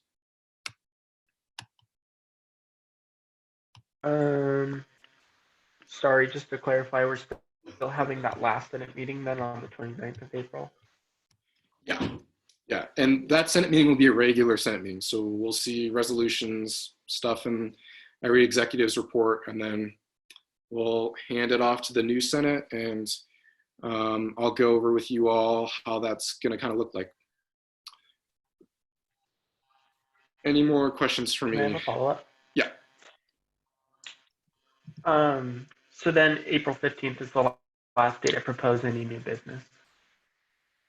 Yeah, I mean, you could propose new business in the April 29th meeting, but it would go nowhere, so. Okay. Any more questions for me about that? Any more questions for me just in general or anything about my report? Last call. All right, seeing none, so ends the Vice President's report. So begins the Biz Manager's report. All right, so here you can see an overview of the accounts. Not much has happened in the 2 weeks since we last met. I did want to touch on my first line item tonight, though, the suspension of the special and travel activities. So part of the reason why we decided to do this was because we didn't want to keep the spread of COVID-19 up. CDC guidelines were issuing that, you know, you shouldn't have any events of over 10 people in attendance. A lot of our student group activities would be hosting events of that nature. So in communications I've sent out to student groups, I am still permitting student groups to meet. That said, I'm trying to limit it to essential activities if there was something they needed to do. That said, most of the student groups I've talked to have canceled most of their events for the remainder of the year. But part of the reason why I decided to suspend special and travel specifically is because special allocations, those are typically for events of more than 20 people. So I decided that we would not be seeing any requests for the remainder of the semester just to protect our student body. And the way this is going to work, so we did have one request. One of them was from Dance Club, and I'll just use as an example. I still brought it forward to the Board on Budget and Finance, but we decided to suspend it at the committee level, or actually not move it on to the Senate. That's just kind of the way that we've been doing it procedurally. So we're going to keep it at the Board on Budget and Finance level until there might potentially be a breakthrough by the end of the semester. Things aren't looking that good. But in the event that we need to do something or make it so that people can host those events, once CDC guidelines are changed, then we can have a little bit more flexibility there. But for the time being, we're going to be suspending special. And we're also going to be suspending travel activities. Some of you might have received an email from Donna Anderson today, suspending all international travel. Obviously, a few of you have done some international travel before, and they've called back a lot of the students. So we're not going to be allowing any international or domestic travel. And part of the reason is because most of our student groups who are traveling, most of them are going to conferences that are already canceled. And for like sporting teams. So a lot of sporting events have been canceled as well. And we just want to make sure that we're not funding any activities that are going to events where people could be at risk of exposure to COVID-19. So I'm going to check my speakers list. Right now I see I have Fulton. Okay, so all the travel events that haven't happened yet, is that money just being rolled over into zero base then? Yeah, so travel is a little bit more tricky. So that one, like it's specified in fiscal policy, all of it will eventually be put back into it. So special allocation, I mean, at the beginning of the year, that'll have to be capped at a certain amount once we begin that fiscal year. But anything that we've allocated thus far and any event or travel that happens after March 23rd, which was this Monday, is going to be frozen. So anything we've allocated that was meant for the later part of the semester, it will roll back into those respective accounts. But again, those accounts replenish. So it won't necessarily go into zero base, but we will retain those funds in their respective accounts. All right, is there any more questions from folks? I know that was a little bit, so I'll give you about 5-10 seconds if you want to get on.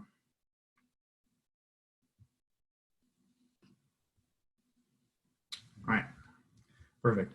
So I did want to give you a brief update on the Kaiman and KBGA remote activities. Both Kaiman and the KBGA are both publishing stuff still. I'm very proud of them for doing so. So a lot of you have probably seen a lot of stuff from Kaiman. They've been posting on COVID-19 pretty frequently, and they've been doing a great job on keeping the student body updated.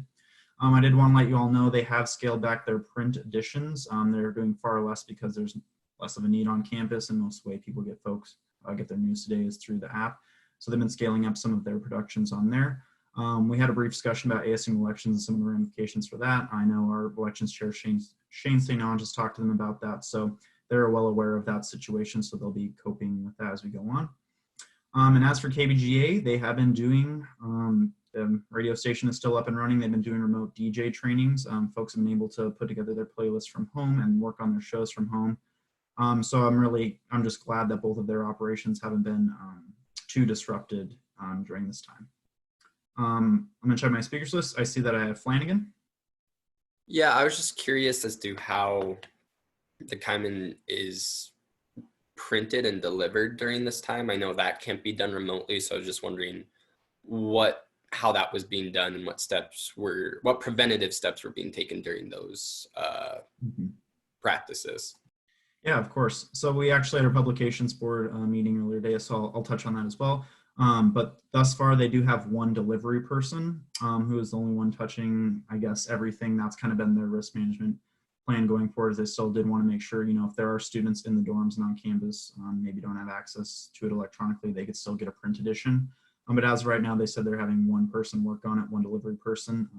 So the Kaiman, the way they do it, the way they print their press is through the Missoulian. So they have their delivery person go straight to the Missoulian and then to campus. They're following all the CDC guidelines. They're wearing gloves. They're washing their hands every 20 minutes. They're trying not to touch surfaces. Senator Durnell. Yield. Right. Perfect. Yeah, so it's been nice to see that neither of those activities for either Kaiman or KBG have interrupted too badly. A lot of them are able to work from home still, so I'm just glad that we'll be getting our publications out in these trying times. With that, I see my speakers list exhausted. We can go ahead and move into the financial requests. So Ethan, if you could pull up the first Zootown Cabaret request. So a few of you folks will remember from last week, this one did not follow our new updated STIP policy in which we have to have one unique item for each STIP request. So I went ahead and talked with group leadership to isolate into 3 areas for the items. So we have the microphones, we have the power case, and we have the speakers. So this is the first of the STIP requests. It's basically essentially the same in format from what it was a week ago. It's just that there's a separate form for each of the items now. So this was the first request. This was for microphones. It's fairly straightforward, but I would turn it over to anyone on the board on budget and finance if they want to give an authorship.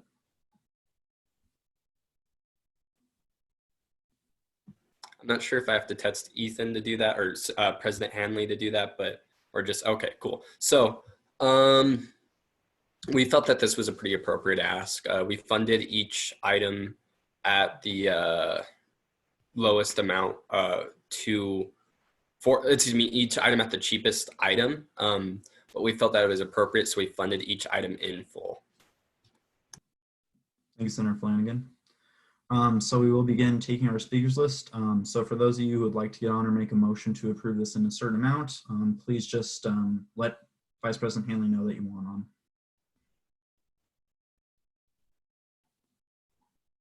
But if there is no discussion, I guess I could make this a little bit quicker. So I will now entertain a motion to fund this STIP request in the amount of $199.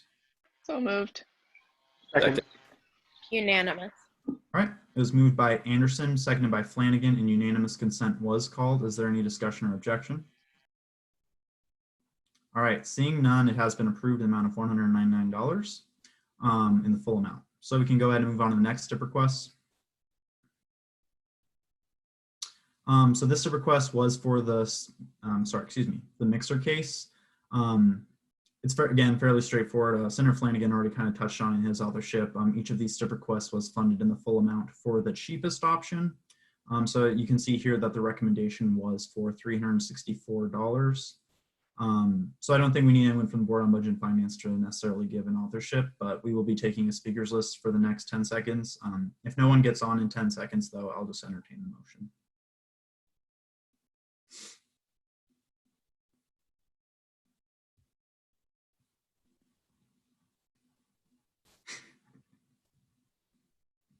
All right.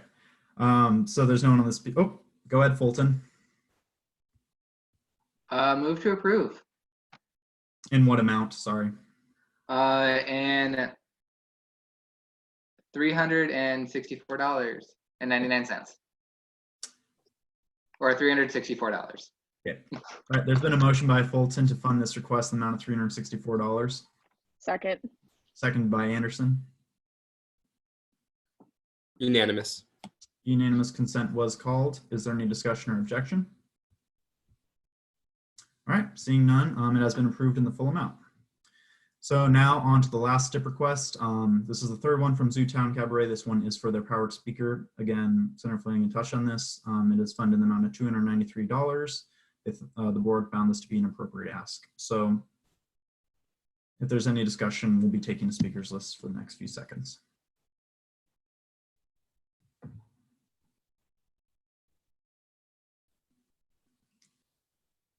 All right, seeing no discussion, I will now entertain a motion to fund the STIP request in the amount of $293. So moved. Moved by Flanagan. Second. Seconded by Fulton. Unanimous. Unanimous consent has been called. Is there any discussion or objection? All right, seeing none, this STIP request has been approved in the full amount as well. And that exhausts all of our financial requests for this week. But I did also want to touch on what kind of financial requests we will be seeing for the remainder of the semester. I'm planning on sending out a publication to student groups this week. As most of you remember, during final budgeting, we did not fund very much equipment or STIP related funds. So I want to send something out to folks being like, you can't spend it on special or travel at this point, but now might be a good time to stock up on equipment so folks can utilize the rest of their funds so it doesn't just roll back into ASUM. But also so that they can get equipment for the rest of the year. So I know we do have a few more STIP requests coming down the pipeline. Also, a lot of student groups have been doing line item changes. For those of you who don't know what those are, that's just where they want to change their budget. So if they did have something planned for an event in their budgets, we are allowing them to move funds from event planning to equipment or to some other form of purchase. The reason that the Senate doesn't see the line item change request is because it's done at the committee level and it only goes up to the Senate if they decide to forward it, which we haven't had to do so far this year. But that's likely what it's going to look like for financial requests for the rest of the semester, just a little bit of moving money around and trying to get equipment. So yeah. All right. And let me check the speakers list real quick. I do have Fulton. Yield. All right. Perfect.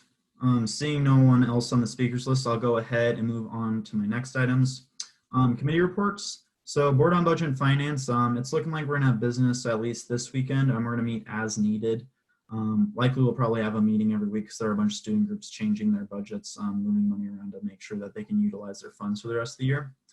But for those of you who are interested and maybe wanna tune into those meetings, I'll make sure to share our Zoom link with all of you.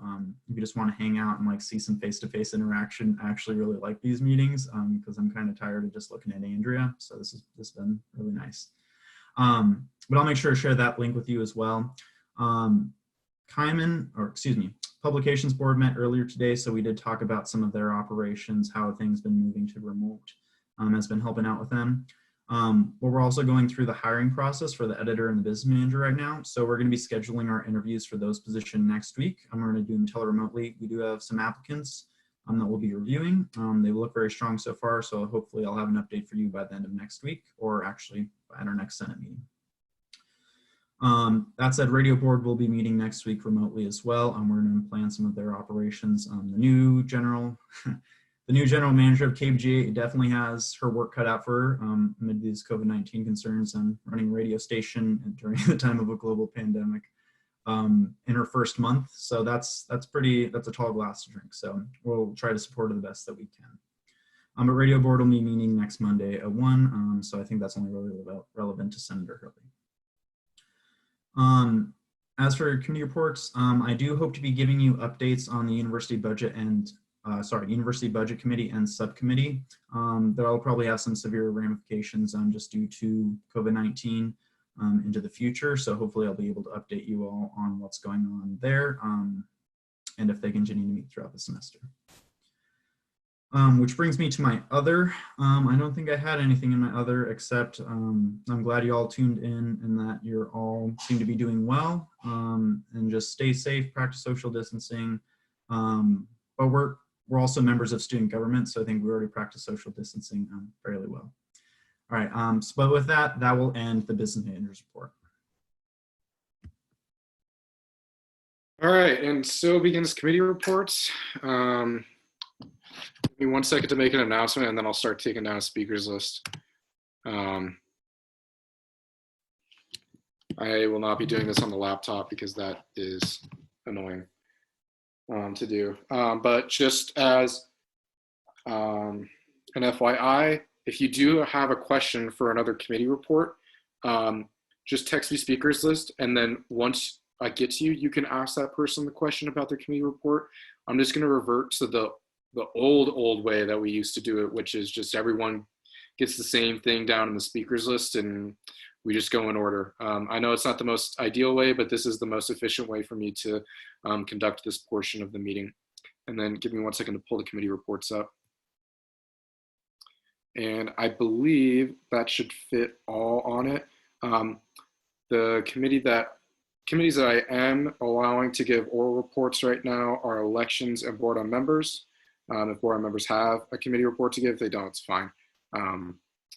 But yeah, first I have Senator Flanagan. I actually had a question as far as opening our meetings to not just the Senate, but the public. What would be the best way to go about that? I know, like personally, I dropped my BOMO meeting into the group chat.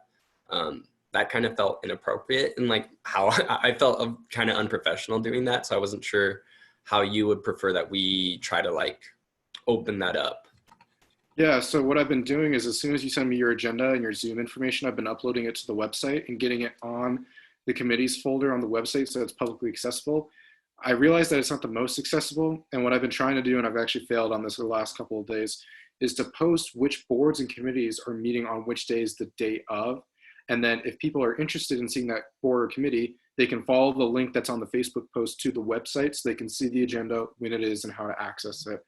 I think that's the best way to do it at this point. I think right now with doing the Facebook post and posting the agendas on the box folder, this is the most accessible we can be right now, unfortunately, since we can't meet in person. But that's kind of what my thought process has been and what I've been trying to do. Senator Anderson. I was trying to get on the speakers list to give a committee report. That's my bad. Oh yeah, no, if you want to give a committee report, send me. I can do it now? Yes, send me a message and I will put you on the speakers list.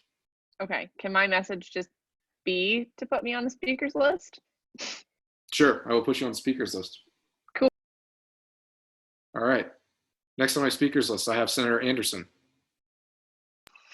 Okay, so grad council met today via Zoom. The main topics of discussion were COVID-19 and its impact on graduate students, specifically those trying to take the GRE. So it was discussed about waiving the requirement for the fall applicants across the board because we don't know if EST is going to allow them to test. The other thing we talked about was the spring commencement and the graduation date for graduate candidates who have already applied because of issues getting committees together via Zoom, so to defend their dissertation or their thesis, and a couple other issues with like practicums and clinics and things like that.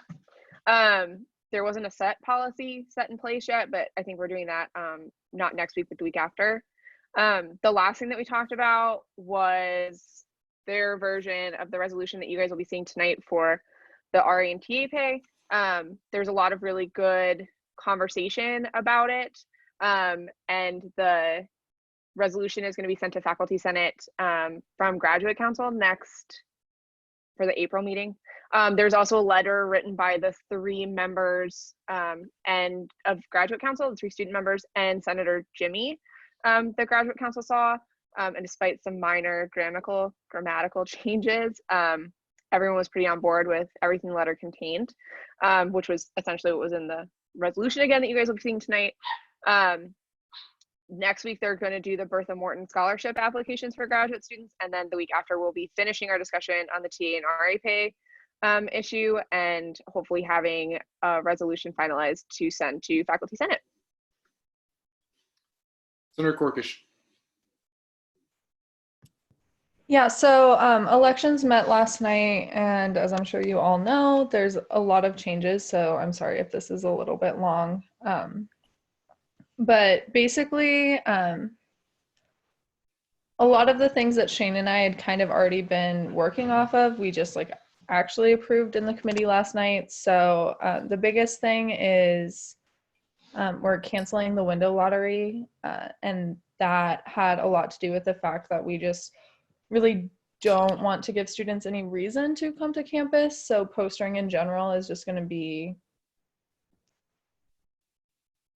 kind of taken off the plate for like campaigning. Like we're talking to basically every candidate about focusing mostly on like social media boosting and that sort of thing, and just like having an online presence versus relying just on postering in the UC and other places on campus. We also decided to move the deadline for registration for Senate candidates to a week later than it would otherwise be. And that mostly had to do with the fact that because of so much that has happened in the last few weeks, we just don't have a lot of Senate candidates right now, and we would like to have more, obviously, so we can have a competitive election despite what's going on. The debates will be held on Zoom, which is what we've been telling everyone for the past like week or two. And then we also voted on the final order for referendum as well as fee increases. I don't have the exact order of the referendum up, but we approved the order that was suggested to us by Constitutional Ad Hoc Committee. And then as for our discussion on the fees, if more people on elections want to speak to this, we had a pretty long discussion and ended up having 2 meetings to make this decision. So we approved to put the sustainability fee first, the activity fee second, and then the ASUM fee third. And if you want to pull up the minutes to kind of like see our discussion on that, you can. And I just want to remind everyone, like, you can definitely move to overturn the decision of the committee, because I know that this is an important discussion to be had. And despite the fact that we had such a robust conversation in committee, it still feels as though I know that some senators don't agree with the order. So that's kind of it for elections. We're basically flying by the seat of our pants, but yeah. And for all of you, just give me 1 second to pull up those elections minutes. Just in case, I will start the screen share again once I have those up. If you want to go back to,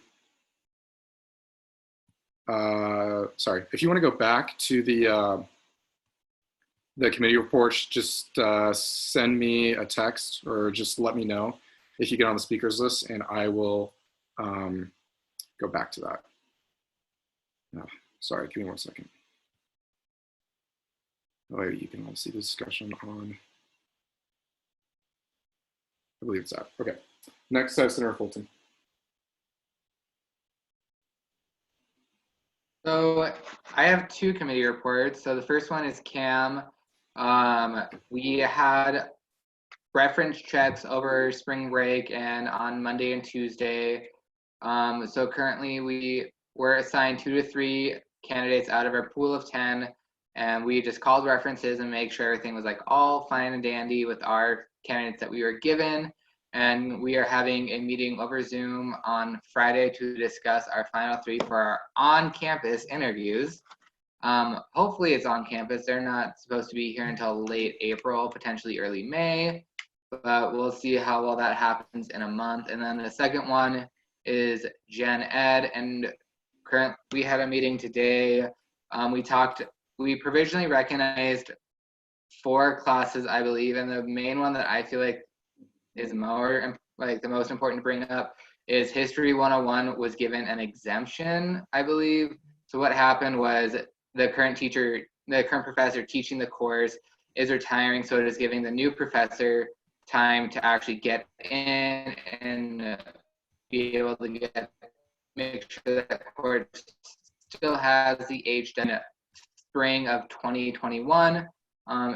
Either VP Hanley or Senator Nelson, if they feel there's anything else more important came from that meeting.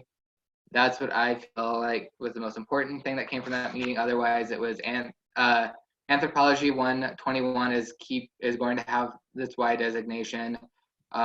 Native American literature is going to have its designation for, I believe, an X course, and I am spacing on the last course, but those were my committee reports. And then, could I have a follow-up, actually? Yeah, go ahead. This just might be my opinion, but I definitely feel like the ASUM fee should be before the sustainability fee. I understand why the committee would have wanted the sustainability fee first, but I definitely feel like if we're definitely trying to like keep our agencies up and like have more money for student groups, I definitely feel like that should be the fee first. But that's just my opinion.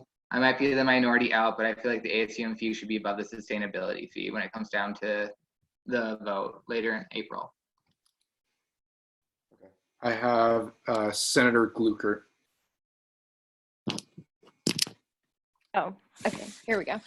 Yeah, well, I just wanted to speak on, elections again. I know there were some concerns maybe about in the minutes me saying how it had something to do with future enrollment.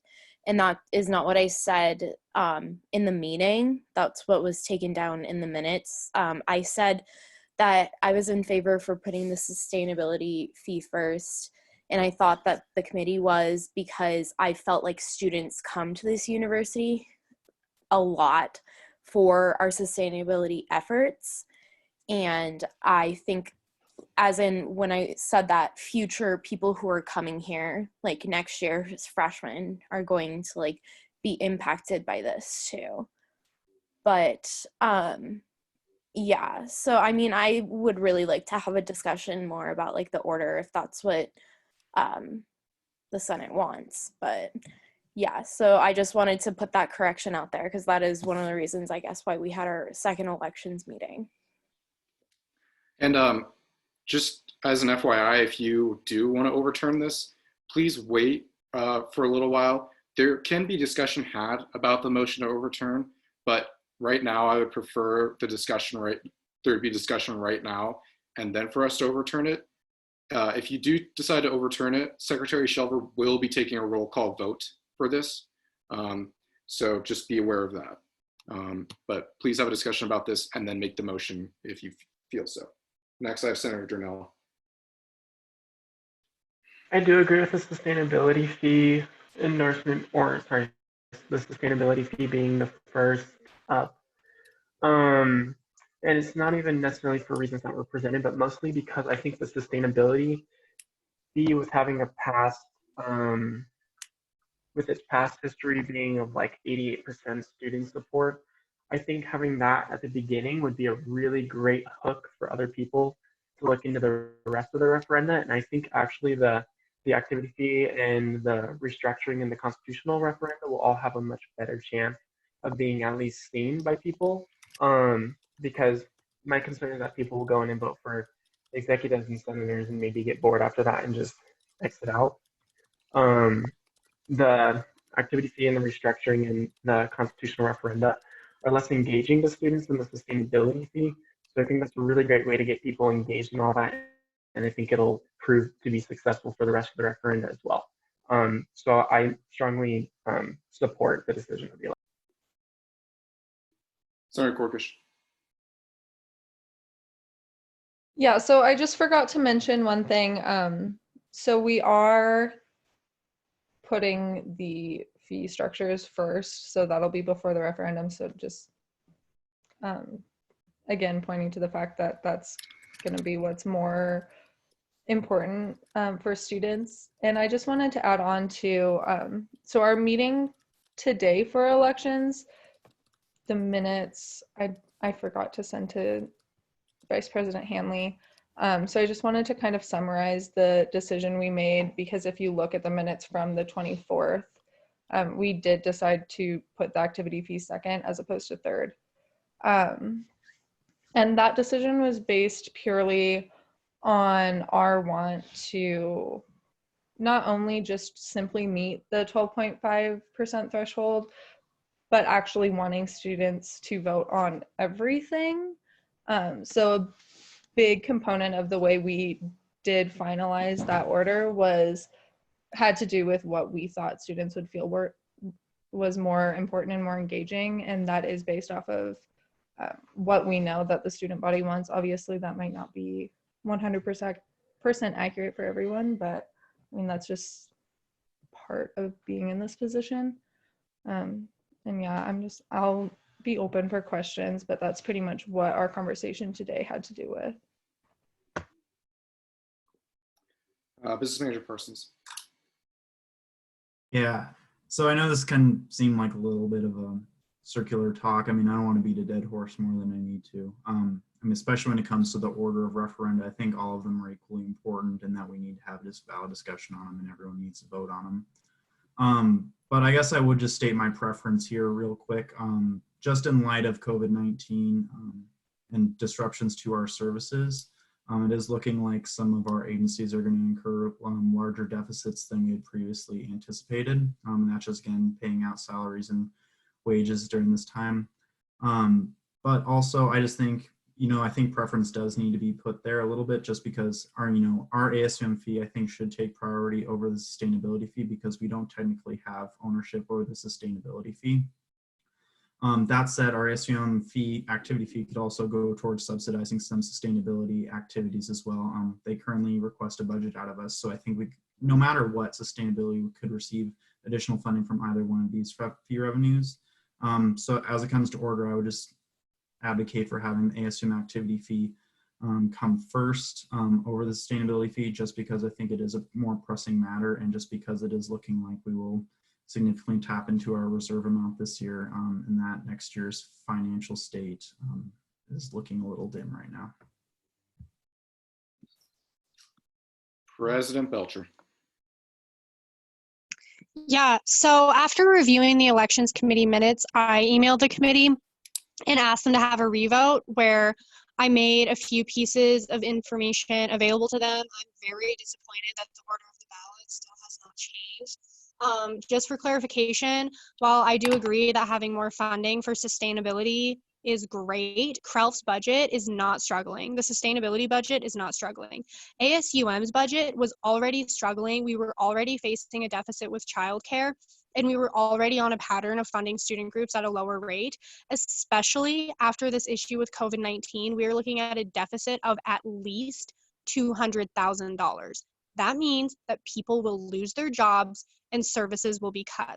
It is more important that as students are moving through the ballot, we have them vote on the most, because by the time they get to referenda items, they're going to be about done filling it out. And I don't agree with the assertion that having sustainability first will make people more engaged in voting. I think right now students are going to be more concerned about the essential services that they use being cut, because ASUM is losing revenue in childcare right now, and we're expecting a decline in enrollment out of this, so we will be losing fee revenue anyway.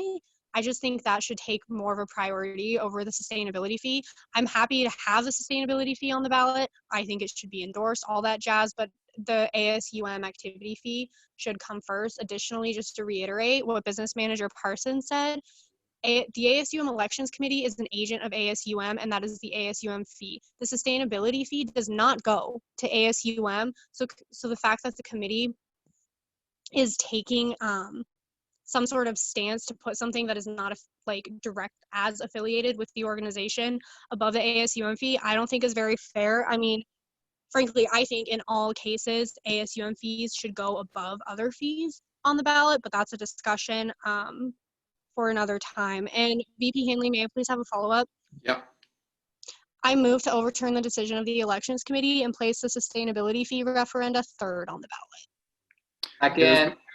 Okay, there's been a motion by President Belcher to overturn the decision of the elections committee to place the sustainability fee referendum on third on the fee initiatives. It's been moved by President Belcher and it's been seconded by Senator Fulton. Now, I just want to preface this with how this is going to go, because this is not a normal like appeal decision of the chair.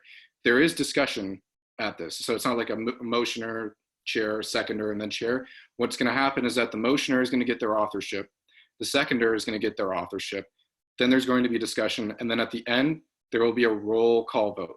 I just think it's going to be the easiest to do it now, and then we can move on with that. Point of parliamentary inquiry, Business Manager Parsons. Yeah, what is the voting threshold for this? So a decision to overturn a committee is a two-thirds vote, and anything with elections pretty much requires a two-thirds vote 100% of the time. So, sorry, give me 1 second, and then I will recognize President Belcher for her authorship.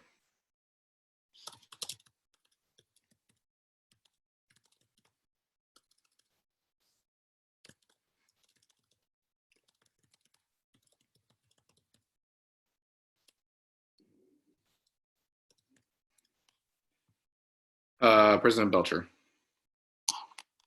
Yeah, basically everything I said before. I think it's important that when students are engaged in the ballot, for as long as they are, we keep them engaged with the ASUM activity fee. This revenue is going to be critical for ASUM. And speaking honestly, even if we do get the fee increase, depending on what enrollment looks like next year, it still might not be enough, but we have to do what we can. In the interest of continuing services available from ASUM, it's critical that we do everything we can to make sure that these fee referenda pass. And placing them at the top of the ballot, I think is a good way to do that. Senator Fulton. Yes, I also want to bring in like some history context. The farther stuff down is on the ballot, the less likely students are going to be to vote for it, even if it's just like one notch. I can tell you right now, like if we were able to look at last year's elections, when it came down to it, the further a senator's name, or like when it came down to the mop perg, the farther it was down on the ballot, the less likely students were able to vote for it. Students could literally be like, click, click, click, slide all the way to the bottom, click submit. So I would much rather have that fee up there so that way students are more likely to vote for it instead of just like getting tired and then just scrolling through. I understand it is above the referenda, but at the same time, that needs to take precedence over the sustainability fee. As previously, as President Belcher stated, the sustainability fee doesn't even go to us.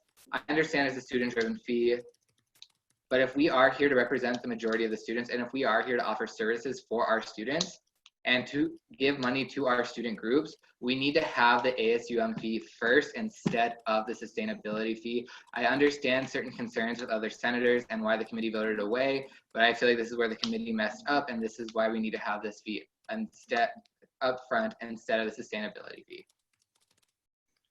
And then give me 1 second, everyone, sorry.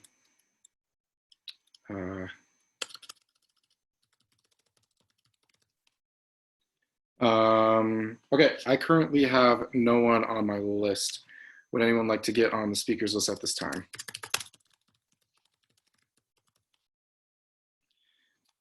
Would anyone like to get on my speakers list at this time? Oh, sorry, Senator Flanagan. No, you're good. That was my bad. Okay, cool. I think that this is a very sensitive issue that is a really hard decision to make, but taking a step back from it, taking a breath and looking at the situation logically, it makes more sense to put the ASUM fee before the sustainability fee. And I agree with the reasoning that was brought up on why to do so. I think that the concerns for wanting to put the sustainability fee before the ASUM fee are very valid, and I understand why those concerns are there. However, I don't think that they compare to the reasoning for I don't think that they compare to the reasoning for the ASUM fee as well. I think the ASUM fee has much better reasoning, and that's why I'd like to see that first. See that before the sustainability fee. I don't know, if I'm being honest, I don't know how much of a difference it's going to make. But I do think it'd make a difference at the very least, and that's enough for me to vote yes on this. Senator Johnson. So obviously I'm biased towards which fee I'd rather have first, so please take that with a grain of salt.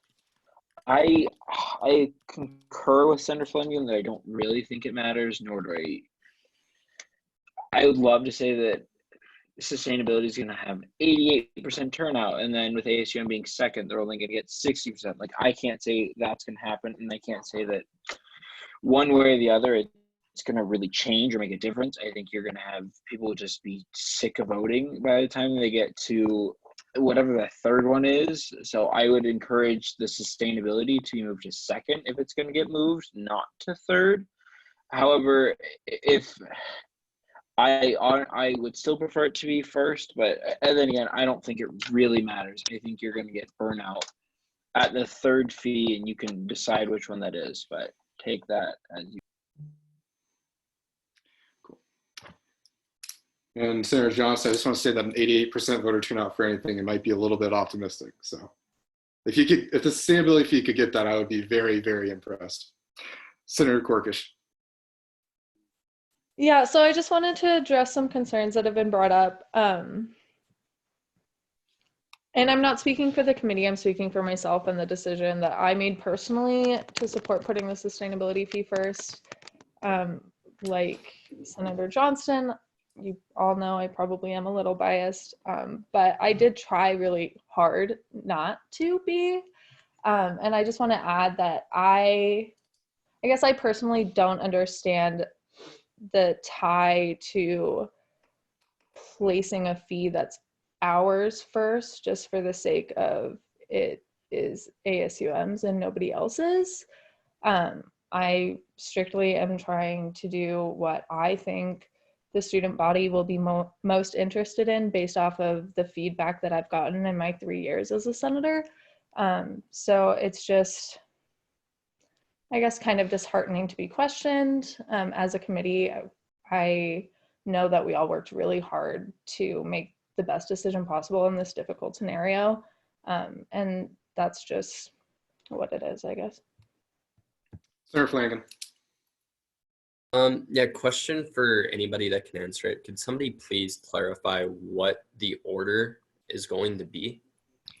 So you can find the order. Sorry, let me get to it. I'm gonna jump in right here. Because the order is not we changed the order in the second meeting. Oh, okay. So the order is the sustainability fee, then the student activity fee, and then the ASUM fee. Can you specifically talk about what the student activity fee is? Is it the $3 increase or the part-time rate? It's a $3 increase. Yeah. What I remember. Yeah. So the part-time rate is the last that's on the fee initiatives right now. And then may I have a follow-up? Yes.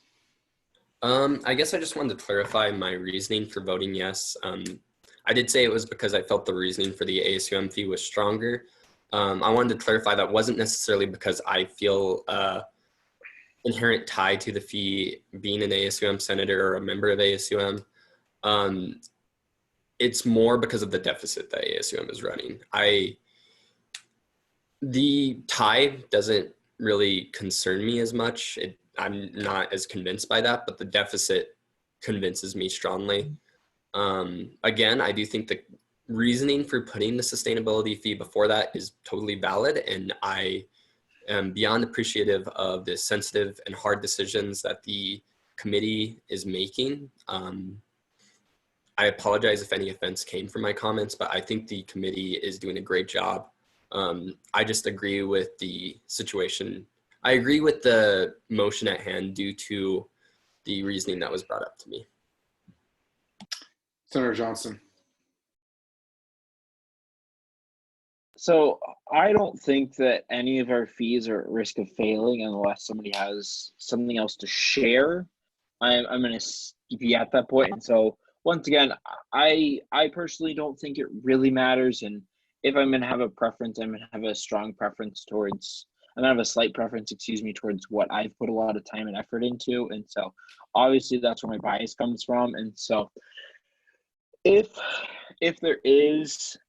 someone can show me that there is a inherent reasoning why it needs to be changed, other than we should have our own fee first, or we should have X, Y, and I would love to see the math or something in writing, in some sort of factual evidence that can show me it makes a huge difference between having sustainability at 3, ASUM fee at 2, and student activity fee at 1, or whatever the ranking should be. I think that this is a circle we're just going to have going round and round. And so I hope that I assume everybody's come to their own conclusions, and I hope we just vote and move on. Darnell?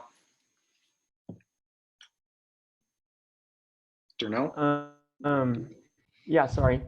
I stand by what I previously mentioned. I'd like to also touch on the fact, though, that all the referenda is at risk because we're doing everything remote now.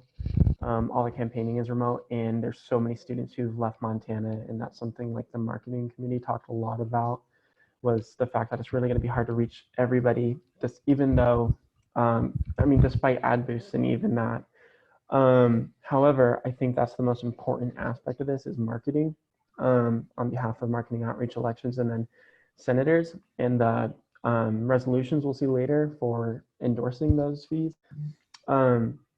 With that being said, I think that's all really important. And as far as students who don't get that kind of outreach but are still voting, when they see the ballot, I want them to see the sustainability fee first. Not because it's what the students are most interested in per se, but it's what they are going to heavily support first. For people who don't know everything else on the ballot or the referenda following, if they see sustainability, they're going to go in and vote for that. And then that is going to engage them in the remaining fees and referenda. I will not disregard the importance of the ASUM fee or the student activity fee. I think they are extremely important. I also find the sustainability fee important. And I think in supporting the importance of those two fees, that is why I'm suggesting the sustainability fee stay first, is to really engage those voters to continue on down the ballot and not get burnt out. Flanagan. Question for the elections committee. Is the voting for the election is held on Qualtrics, yeah? So I can answer that. The voting is held on the app. The registration for candidacy is held via Qualtrics link that's on the elections tab of the ASUM website. Okay. That's how voting's been done for the last 3 elections. Okay, thank you. Mm-hmm. President Belcher. Yeah, so I just like to clarify my position a little bit. I just think that as agents of ASUM, if we're going to be prioritizing anything, and that's what we're doing by creating an order, we're putting them in order of what we think is the priority. That is, we should be we should be prioritizing things associated with ASUM and money that goes to ASUM before money that goes to other places. So that's just kind of like to clarify my position on that aspect of it. But at the same time, if we're considering the fact that we're prioritizing them, I think we should be prioritizing a fee that will literally make or break ASUM's ability to operate at its current state of operations. Sustainability and CREL will continue. Their level of service will not be impacted by whether or not this fee adjustment is passed, but ASUM's level of service, ASUM number of employees, and ASUM's ability to serve students will definitely be impacted by whether or not these fee adjustments pass. That's why I think they should be voted on before the other fee adjustment and the other constitutional referenda. I do appreciate the point about putting something more engaging first, but I think that it's more likely that even if that item is engaging, students will get tired of voting, or people will get fatigued as they get down the ballot and not be likely to vote. So while we have them engaged, I really think it's important that we point them to the ASUM fee adjustments. Fulton. Yeah, I just want to speak as a student here real quick. I have used ASUM services a lot. going from the food pantry to the renter center to all of our agencies that we offer. And I just want to bring up people's attention when it came down to the minutes of our last meeting where President Belcher said, we could potentially lose an agency if this does not pass. So I would much rather have the ASUM first, because being a student who uses those agencies, I would be very disheartened and kind of disgusted in the body that I represent, the students I represent, lose something that students use day to day. And as us all, we are students. We need to be representing the students in general. And I feel like this should be something we should reference and have first overall. Okay, this is going to be difficult, but I'm going to read my speakers list and cap it. Thanks, Senator Johnston. So I've got Johnston and Flanagan on my speakers list. I am going to set on my phone a timer for 1 minute. I've got you, Fulton. And then when that's up, you will no longer be allowed to speak. And I will put in the chat that the timer is up. So I'm giving you that buffer to get on the speakers list now. If you want to speak, you need to text me like right now so that I get it. Because if you text me after that minute, you're not going to be on the speakers list. So I'm going to start that right now, and then I will put my hand up when the timer is off. Senator Johnson. Boom. Okay, I'll be really quick. I don't think it really matters. We just need 12% turnout of all students. It doesn't matter. We don't need 12% turnout on the Senator Johnson, you're breaking up. Really matter. Senator Johnson, can you say that again? You kind of broke up. It was really quick. All I was saying is that we just need 12% turnout on everything. It's not, we need 12% turnout on the sustainability, 12% turnout. It's fine. Okay. I've got Flanagan. Yeah, so I just wanted to point out I'm under the impression that the UM app and the link that we use for elections is just a link that brings you to a Qualtrics survey. And it's my understanding of Qualtrics that it can be made so that you're required to answer every question or vote before you're able to finish and submit the survey. So that might be an option for the elections committee. I don't know if there's something about that with elections. And there's also it could be it's on a separate page so that you have to read through something, vote on it or answer it, click through, and then you're brought to the next option. So I'm going to go ahead and answer that because this was something Shane briefed me on in February when he was setting up the ballot. They are doing it. You can fill out item by item and you don't have to fill out the whole ballot if you don't want to. The reason being is I think there's 17 or 18 items on the ballot this year. And if you have to complete the full ballot, then people might just get tired of it and throw away voting altogether, when instead they could at least vote for something and not everything, instead of throwing it away and not voting for anything at all. So that was the reasoning that Shane set the ballot up that way. But if you have any questions more, you can reach out to him or ask anyone on elections. And last on my speakers list, I have Senator Fulton. I just want to reiterate that we are students. We need to have student interest at heart. And for right now, I cannot see us cutting an agency that benefits students so much, that students use every day. So I just really urge this body to vote yes and have our feet first over sustainability. Thank you. All right, so that exhausts my speakers list. I will now move into a roll call vote on whether to overturn the decision of the Elections Committee and put the sustainability fee initiative third on the fee initiatives portion of the ballot. Because this is a decision to overturn the decision of the Elections Committee, a yes vote is putting the sustainability fee initiative third. A no vote is keeping the sustainability fee initiative first on the ballot. Secretary Shelver, will you please take the roll call vote?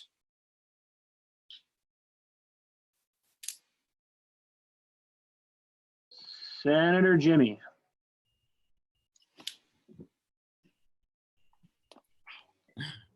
Abstain. Okay. Senator Johnston. No. Can you repeat that? No. Okay.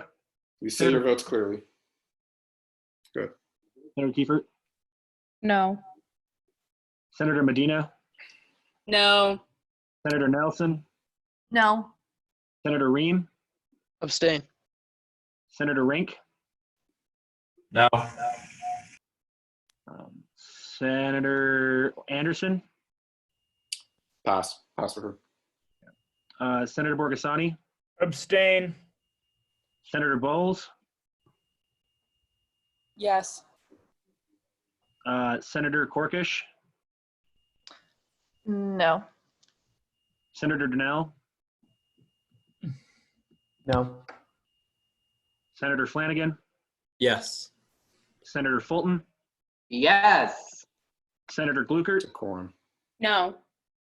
Senator Gregory, No.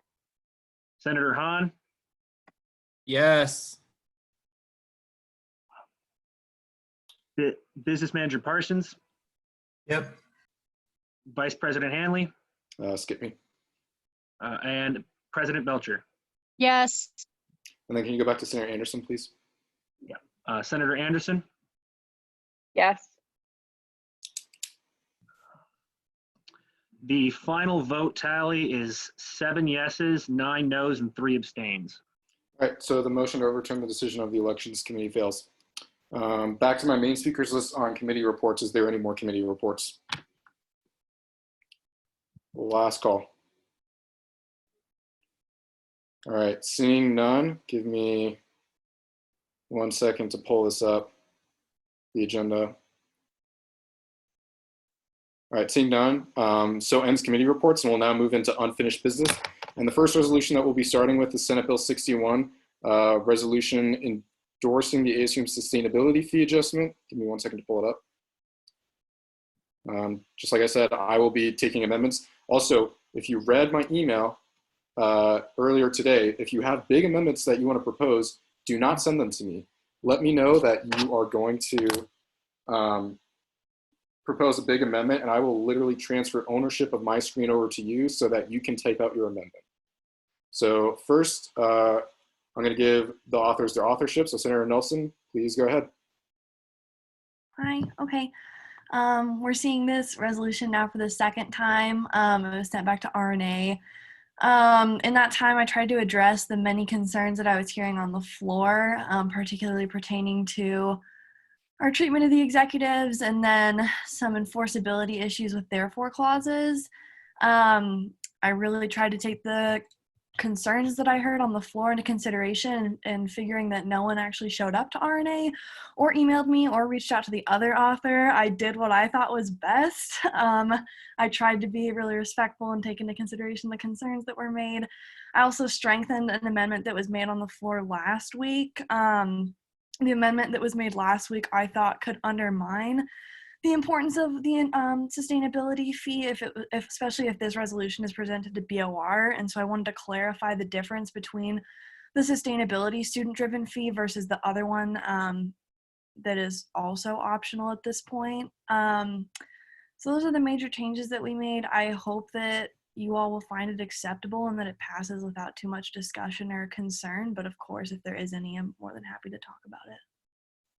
Senator Johnson, your authorship. Yeah, I don't think there's a lot to talk on. Senator Nelson did a great job with amendments that she was presented, and so I hope this is a speedy yes and we can move on. Great. First on my speakers list, I have Senator Journell. In line 16, move to change the word then to the before association.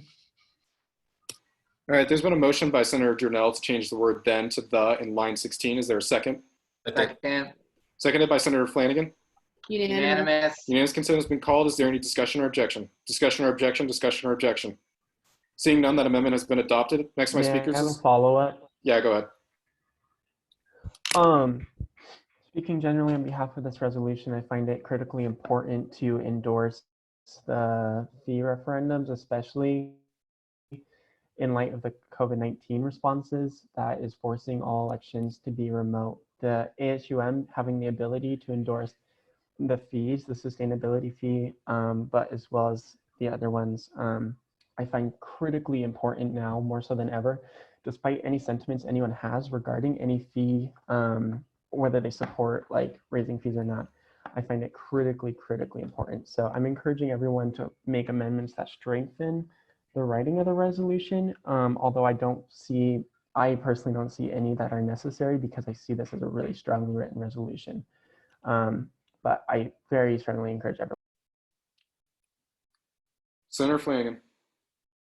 Yeah, I'll keep this short because, as you all know, when we last saw this resolution, I was in favor of passing it. Now that it's been through revision, I think it only looks stronger and will present a much better case to BOR. And as such, I'm even more in favor of passing it.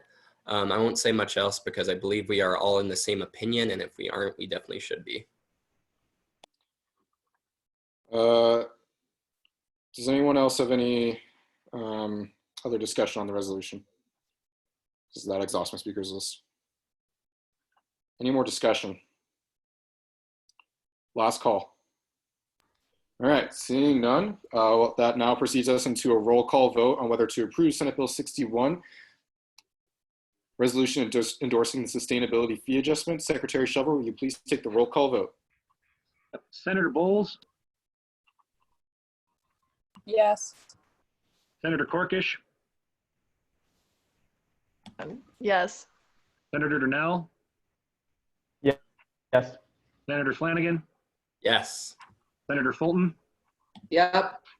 Senator Gluckert, Yes. Senator Gregory, Yes.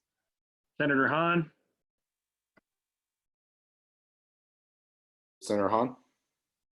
Do a pass for him. okay.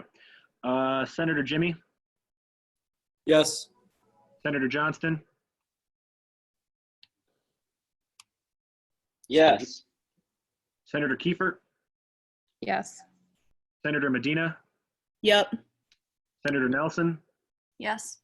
Senator Ream, Abstain. Senator Rink, Yep.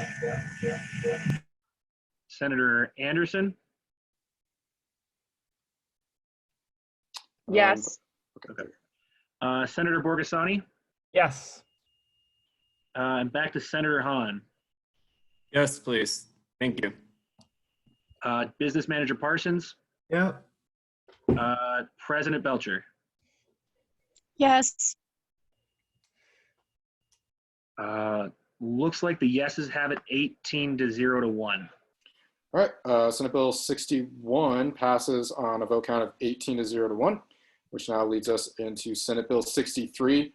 So this is a little bit confusing because this was divided in committee, but we will take this one item at a time, but we will still be voting on Senate Bill 63 through these two roll call votes. So Secretary Shelver, just please label the votes, Senate Bill 63A and Senate Bill 63B, since we're taking two separate votes. Okay. But because of that, let's see if I can get this resolution in the entirety of the screen. I think I can do it. Yeah, all right. President Belcher, your authorship. Yeah, so I'll be brief for all the reasons that I've been saying all night. It's super, super important that we have this fee passed. And Business Manager Parsons, your authorship. Yeah, I like money too. All right. If anyone would like to get on my speakers list right now, I have Senator Durnell. In line 20, move to change allow to allow, or sorry, yeah, from allow to allows with an S. All right, there's been a motion by Senator Durnell to change the word allow to allows in line 20 of the resolution. Is there a second?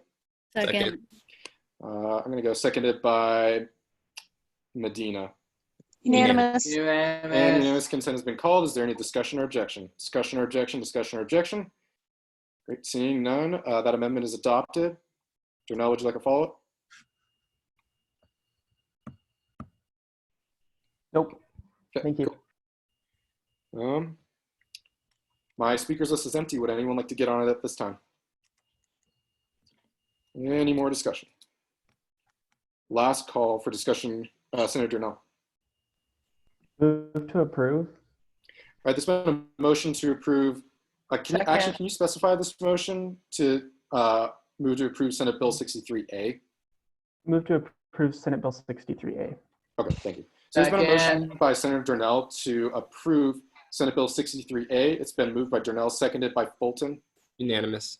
A unanimous consent has been called. Is there any discussion or objection? Discussion or objection? Discussion or objection? Seeing none, Senate Bill 63A has been approved by a unanimous vote, and that moves us now into Senate Bill 63B. Since this is the same Senate bill, I'm not going to allow an authorship for the entirety of the resolution, but I will allow an authorship for this specific portion and why this was divided. So President Belcher, would you like your authorship, or you can just yield? Yield. Mrs. Major Parsons, would you like your authorship? Yeah, I still like money, so. Okay. All right. Senator Darnell, I'm assuming you're going to make the same motion? Yes. Can you just verbalize it, please? Sorry. Yep. Move to change allow to allows in line 20. All right. There's been a motion by Senator Darnell to change the word allow to allows in line 20 of the resolution. Is there a second?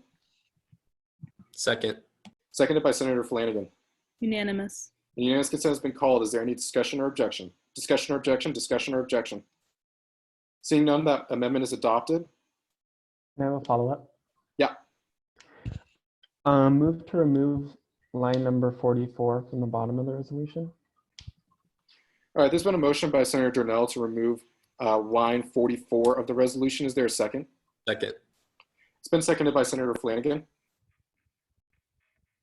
Unanimous. And unanimous consent has been called. Is there any discussion or objection? Discussion or objection? Discussion or objection?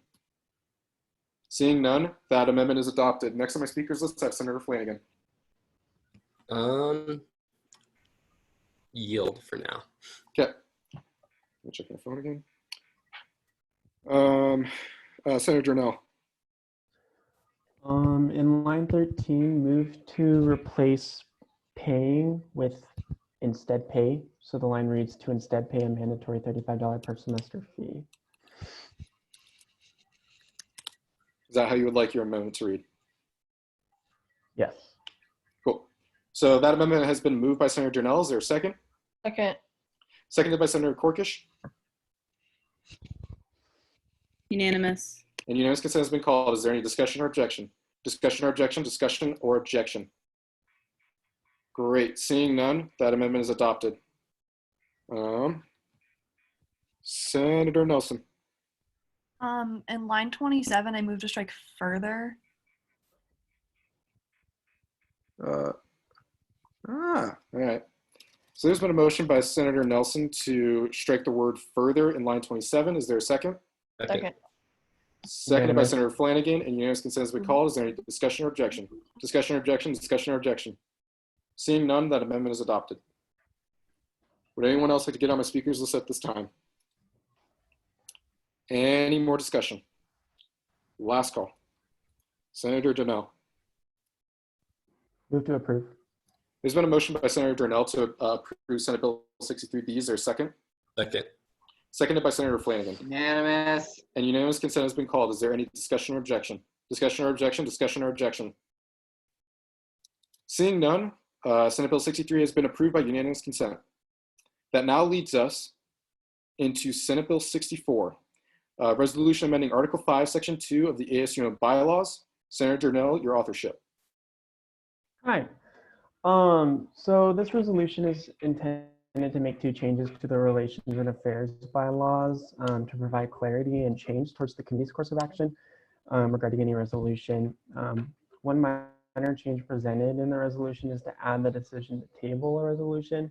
It's not new to the committee, it's just an addition to the writing of the bylaws. And then the primary charge of this resolution is to remove do pass and do not pass recommendations. These are procedures that the committee is currently able to implement alongside the forwarding of a resolution to the Senate floor. And it's not been commonly used by RNA, being seen only once last fall. I myself have recommended that the committee abstain from using any recommendations when forwarding resolutions to the floor, so this is not a formal precedent in the bylaws or a sustainable one in the years to follow my own chairing. The current options for the committee is forwarding, tabling, or killing a resolution. Tabling resolutions to be seen at a later date is usually given or to give the author time to make amendments to strengthen the resolution if it's necessary. The committee also charges the chair to reach out to authors of resolutions with specific requests regarding the resolution while it's tabled. And I guess all in all, by the time a resolution has been reviewed and edited by the committee, regardless of how much, if at all it was tabled, the resolution should be presentable to the Senate, formatted correctly, edited for minor punctuation and grammar changes, and have added or removed whereas clauses where needed for the sake of the therefore clauses. And if the committee's tabled a resolution with specific recommendations of the author and the author made no further changes, I see this as an appropriate place for the committee to kill a resolution, since those duties weren't performed by the author as recommended by RNA to strengthen the resolution enough to be presentable to the Senate floor. And I see that as an alternative to do not pass recommendations, which it suggests that the committee either disagrees with the sentiments of a resolution, regardless of its strength in writing, or they did not do enough to revise a resolution in committee for it to be presentable to the Senate floor, which I see as the committee not performing its duties adequately enough. A do pass recommendation also would be made in favor of sentiments of a resolution, or because the committee favors a resolution but did not do their duties to revise the resolution enough for it to be presentable to the Senate floor. The ability for the Relations and Affairs Committee to overrule the author's charges or to make recommendations for the fate of a resolution because of its sentiments, despite it being strongly written and ready to present to the Senate, would essentially make the Relations and Affairs a small Senate, which I see as extremely disregarding to those senators who are not on the RNA and equally disrespectful to the authors of resolutions who took the time to write a resolution in the first place.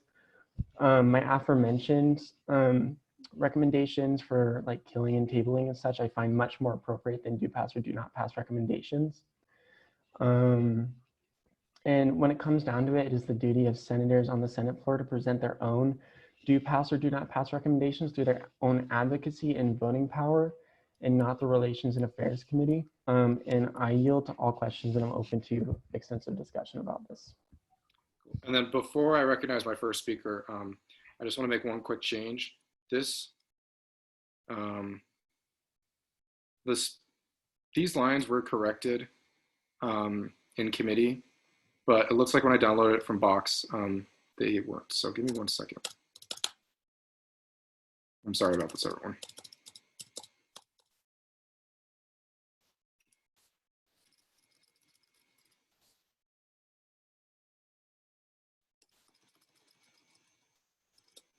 Oh, not that.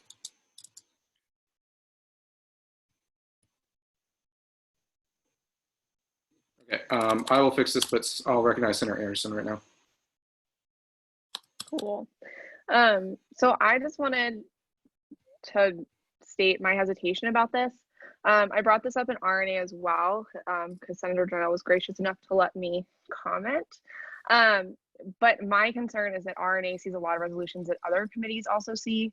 And by not having the do not pass and only giving them the option to forward, table, or kill a resolution could mean that that resolution doesn't go to a committee that might be more like, not more adequate, but like the other committee. So like, I'll use my resolution again. It should also go to GPSC, but if RNA would have killed it, GPSC wouldn't have been able to see that resolution.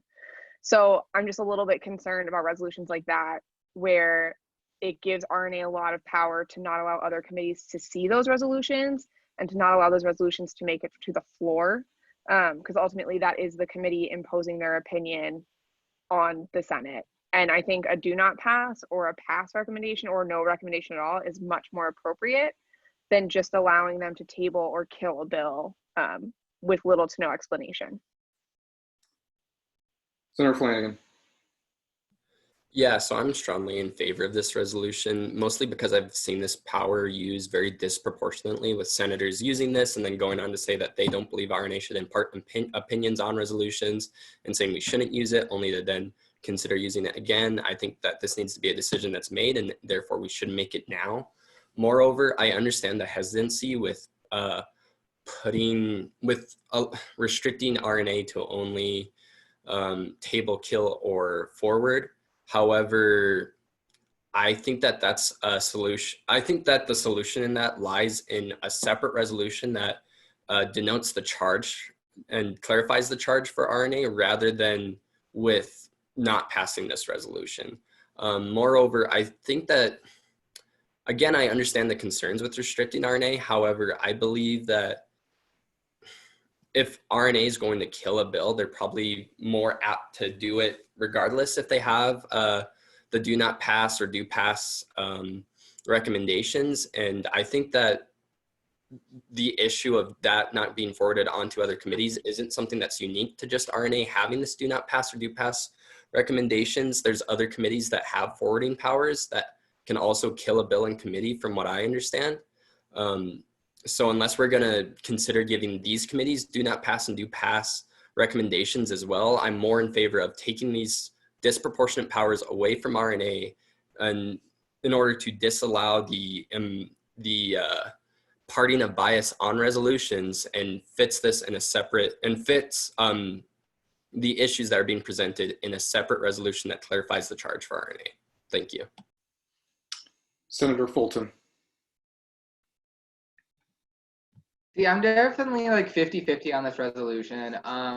I see the benefits of having a do not pass, because say, for example, if RNA is discussing a resolution where all five senators on the body cannot agree, and depending on if there's any SALs, but they feel like it's a greater Senate discussion, that could be like, well, we're going to forward this, but with a do not pass.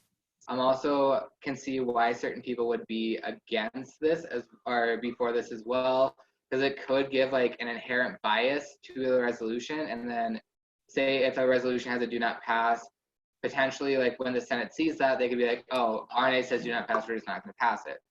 So I'm definitely like split, because I could see both the benefits of it and both the cons of it. But as of right now, I'm more leaning towards keeping it, but that's just my opinion. Senator Durnell. Hi, I appreciate all the concerns and the approval that have come up.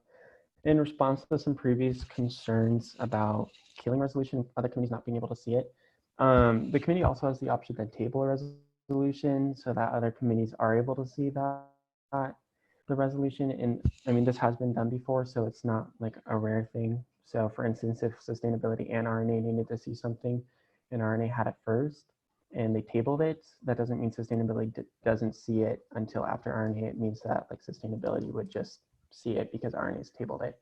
And then, you know, RNA is able to make those recommendations to the author as far as why they tabled it, which I think is a much more appropriate way to go about, rather than imposing,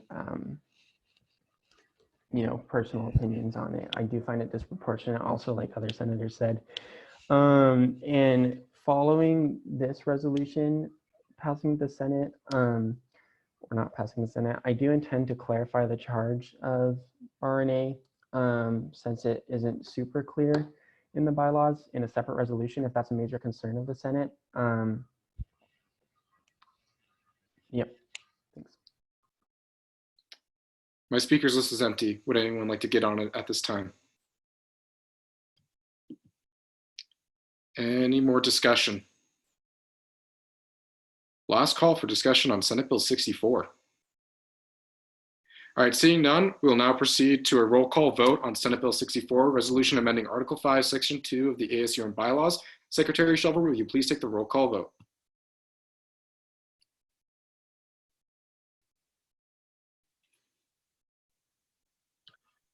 Okay, there we go. Senator Ream. Abstain. Senator Rink. Yeah. Senator Anderson. No. Senator Borgasani. Yes. Senator Bowles. Yes. Senator Corkish. Yes. Senator Durnell. Awesome. Okay. Senator Flanagan. Yes. Senator Fulton. No. Senator Gluckert. Yes. Senator Gregory. Yes. Senator Hahn.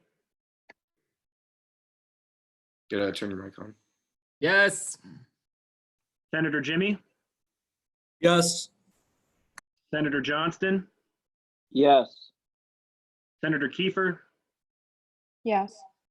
Senator Medina, Yep. Senator Nelson. No. Let's see. Senator. Hey, sorry. He got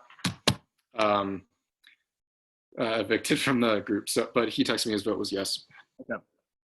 Business Management Parsons.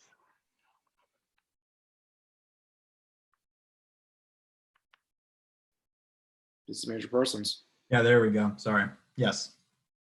President Belcher. Yes.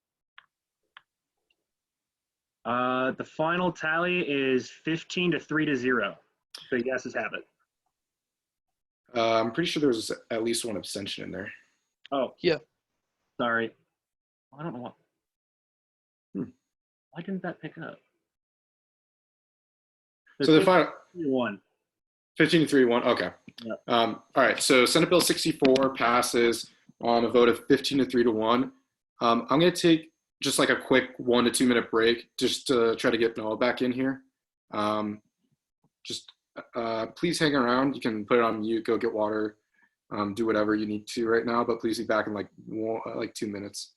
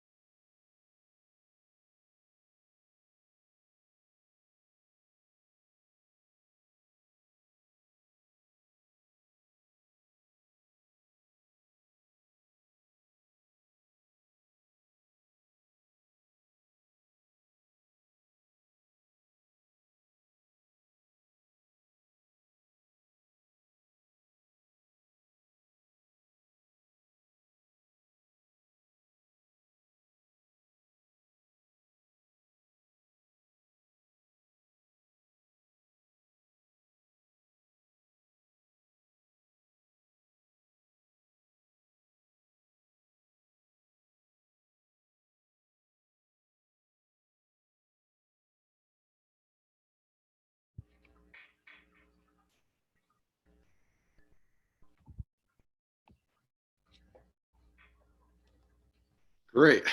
All right. Let me just scroll to see if Senator Anderson. Great. I'm here. And this is your resolution. Senator Anderson, your authorship first. Yeah, so this is a resolution that's based off a lot of work that I've been doing with Graduate Council, which is a Faculty Senate Committee, and the graduate students on there, as well as Senator Jimmy. So this resolution is stating the need to support wage increases for teachers' assistantships and research assistantships at the University of Montana. I do have a couple amendments I'll make after my authorship, but it's pretty straightforward. The graduate students are paid peanuts to do a lot of work. So if you divvy it out by hourly, because all TA positions are considered part-time, so they're not allowed to work more than 20 hours a week, even though a lot of them have to fulfill their obligations. They only make about $10 an hour or $10.71 an hour. And then in addition to that, once you take out the cost of health insurance and the fees that aren't covered by the university, they make about $2 an hour, which is absolutely insane. So this resolution is just stating that ASUM would support a wage increase to the base stipend of $3,000 at least, and also supporting health insurance coverage and or benefits like the fees being covered from the resolution or from their tuition. Going forward, this would be paired with the resolution coming to Faculty Senate out of Graduate Council, and the letter that the graduate student representatives wrote in order to send that up the chain to wherever it needs to go so that we can get this together for next year's graduate TAs and RA positions. And Senator Jimmy, your authorship. Yeah, guys. Hey, basically at its core, it's just providing livable and equitable wages for graduate students that are TAs and RAs. I'm happy to share my actual contract that I have with the university if anybody's interested in looking at any numbers as proof, not just as like hearsay. Yeah, thanks. Great. And first on my speakers list, I have Business Manager Parsons.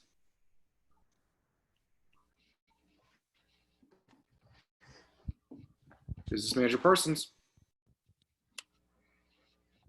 Might have to unmute yourself. Keep trying. There you go. There we go. Sorry, folks. Yes, I really fundamentally agree with this resolution. So I was just wondering, so maybe some more of the history. When you said the mid-90s, does that mean there's been actually no increase at all?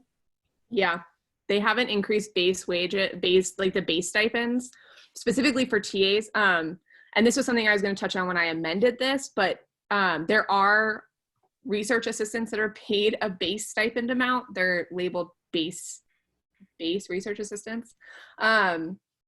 They haven't changed that number for them since 1995. So even though inflation's gone up, I think 170% in Missoula, they haven't changed it at all. May I have a follow-up? Yeah. And just scrolling to the bottom, wasn't sure, is this a passive-aggressive slight at Scott Winberg? His last name is spelled wrong. Nope. It's probably just my mistake. Okay, perfect. Let's leave it in there. All right. Next, I actually have Senator Anderson. Okay. So move to amend. Can you scroll up, please? Yeah. Okay. So move to amend line 20 after the year to say while the national mean wage, so changing median, is $36,340. Can you say that again? You kind of cut out there. Yeah, so the national mean wage is $36,340. Cool. There's been a motion by Senator Anderson to do these changes in line 20 and 21. Is there a second? Second. Seconded by Senator Jimmy, and unanimous consent has been called. Is there any discussion or objection? Discussion or objection? Discussion or objection? Discussion. Discussion's been called by Senator Flanagan. Senator Anderson, your authorship. Yeah, so after I talked to the authors of the letter, the other authors, we realized that the Bureau of Labor Statistics actually does do the mean wage. And when we looked into how they calculated the hours more, because we were afraid they were doing full time, it turns out they're not. And so this is pulled from the same exact website. It's literally just 2 down. And this is only for colleges or universities. It's not for the junior colleges. And since the committee in RNA, there were concerns about using median versus mean, we thought it was appropriate to change this. Senator Flanagan, you called discussion. Yeah, I just wanted to make sure that it was from the same source. When this showed up in RNA, I looked at that website and I was having trouble finding that same statistic, but as long as it's from the same source, I'm all for this amendment. Cool. All right. Is there any more discussion? Last call. All right, seeing none, I'm gonna need all of you to go into the participants icon that is up at your top and vote on this amendment. I'm gonna give you 10 to 15 seconds to vote. Please, if you can, vote yes or no. If you want to abstain, just don't vote. But I'll give you all 15 seconds to do that.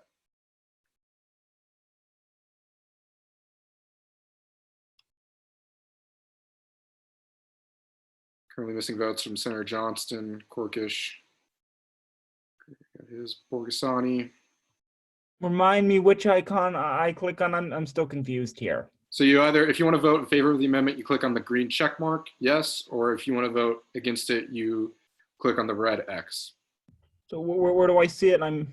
So you got to click on the bar, you click on participants, or it's either in your chat and you click on participants. Okay.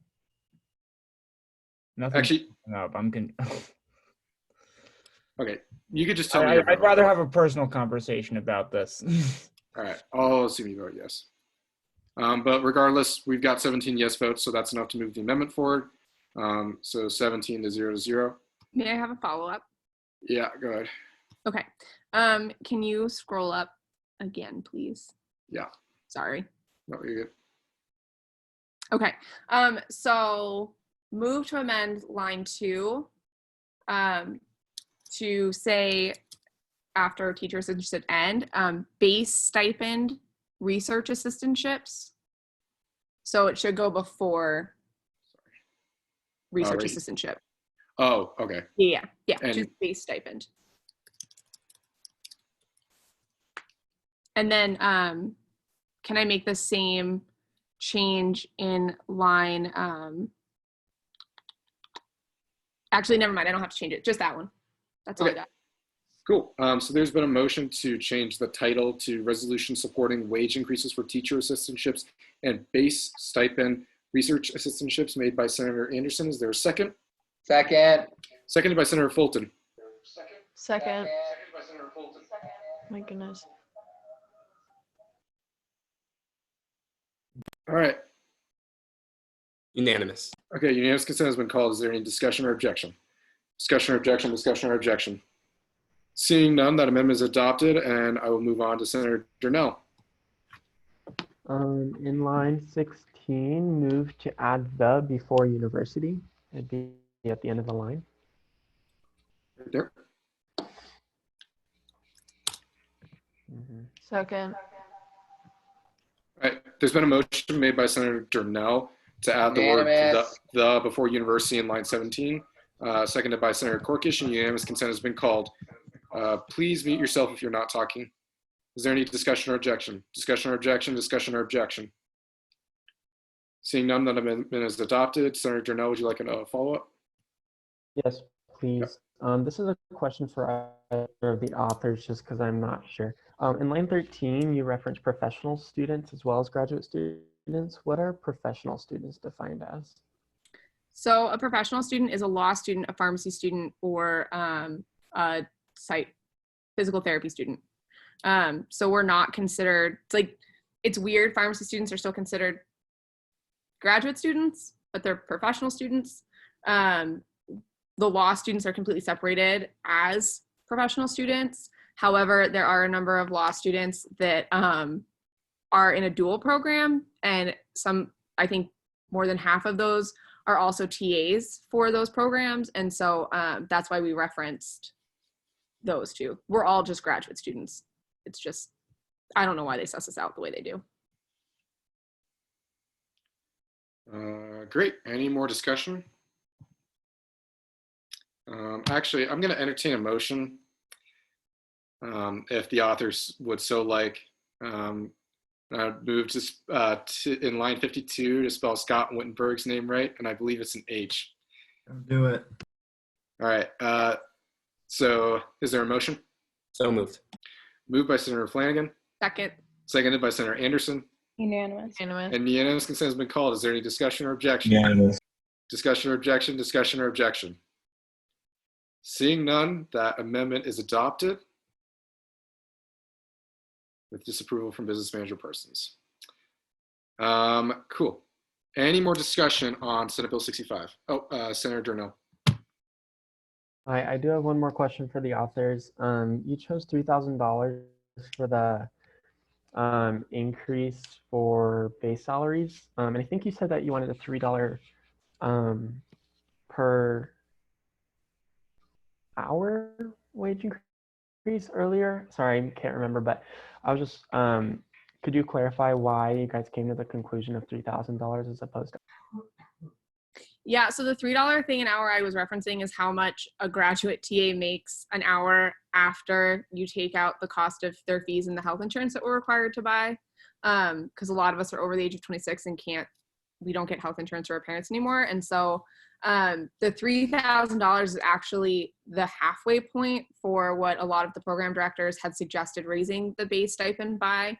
I think 22 out of 26 of them or something asked to raise it by $6,000. And we felt, this is from the letter too, but we felt that it was better to start at the halfway point rather than try and ask for the full amount, because we're also asking for them to cover health insurance and or add their fees being covered, which is also expensive. So that's why we did the $3,000 amount.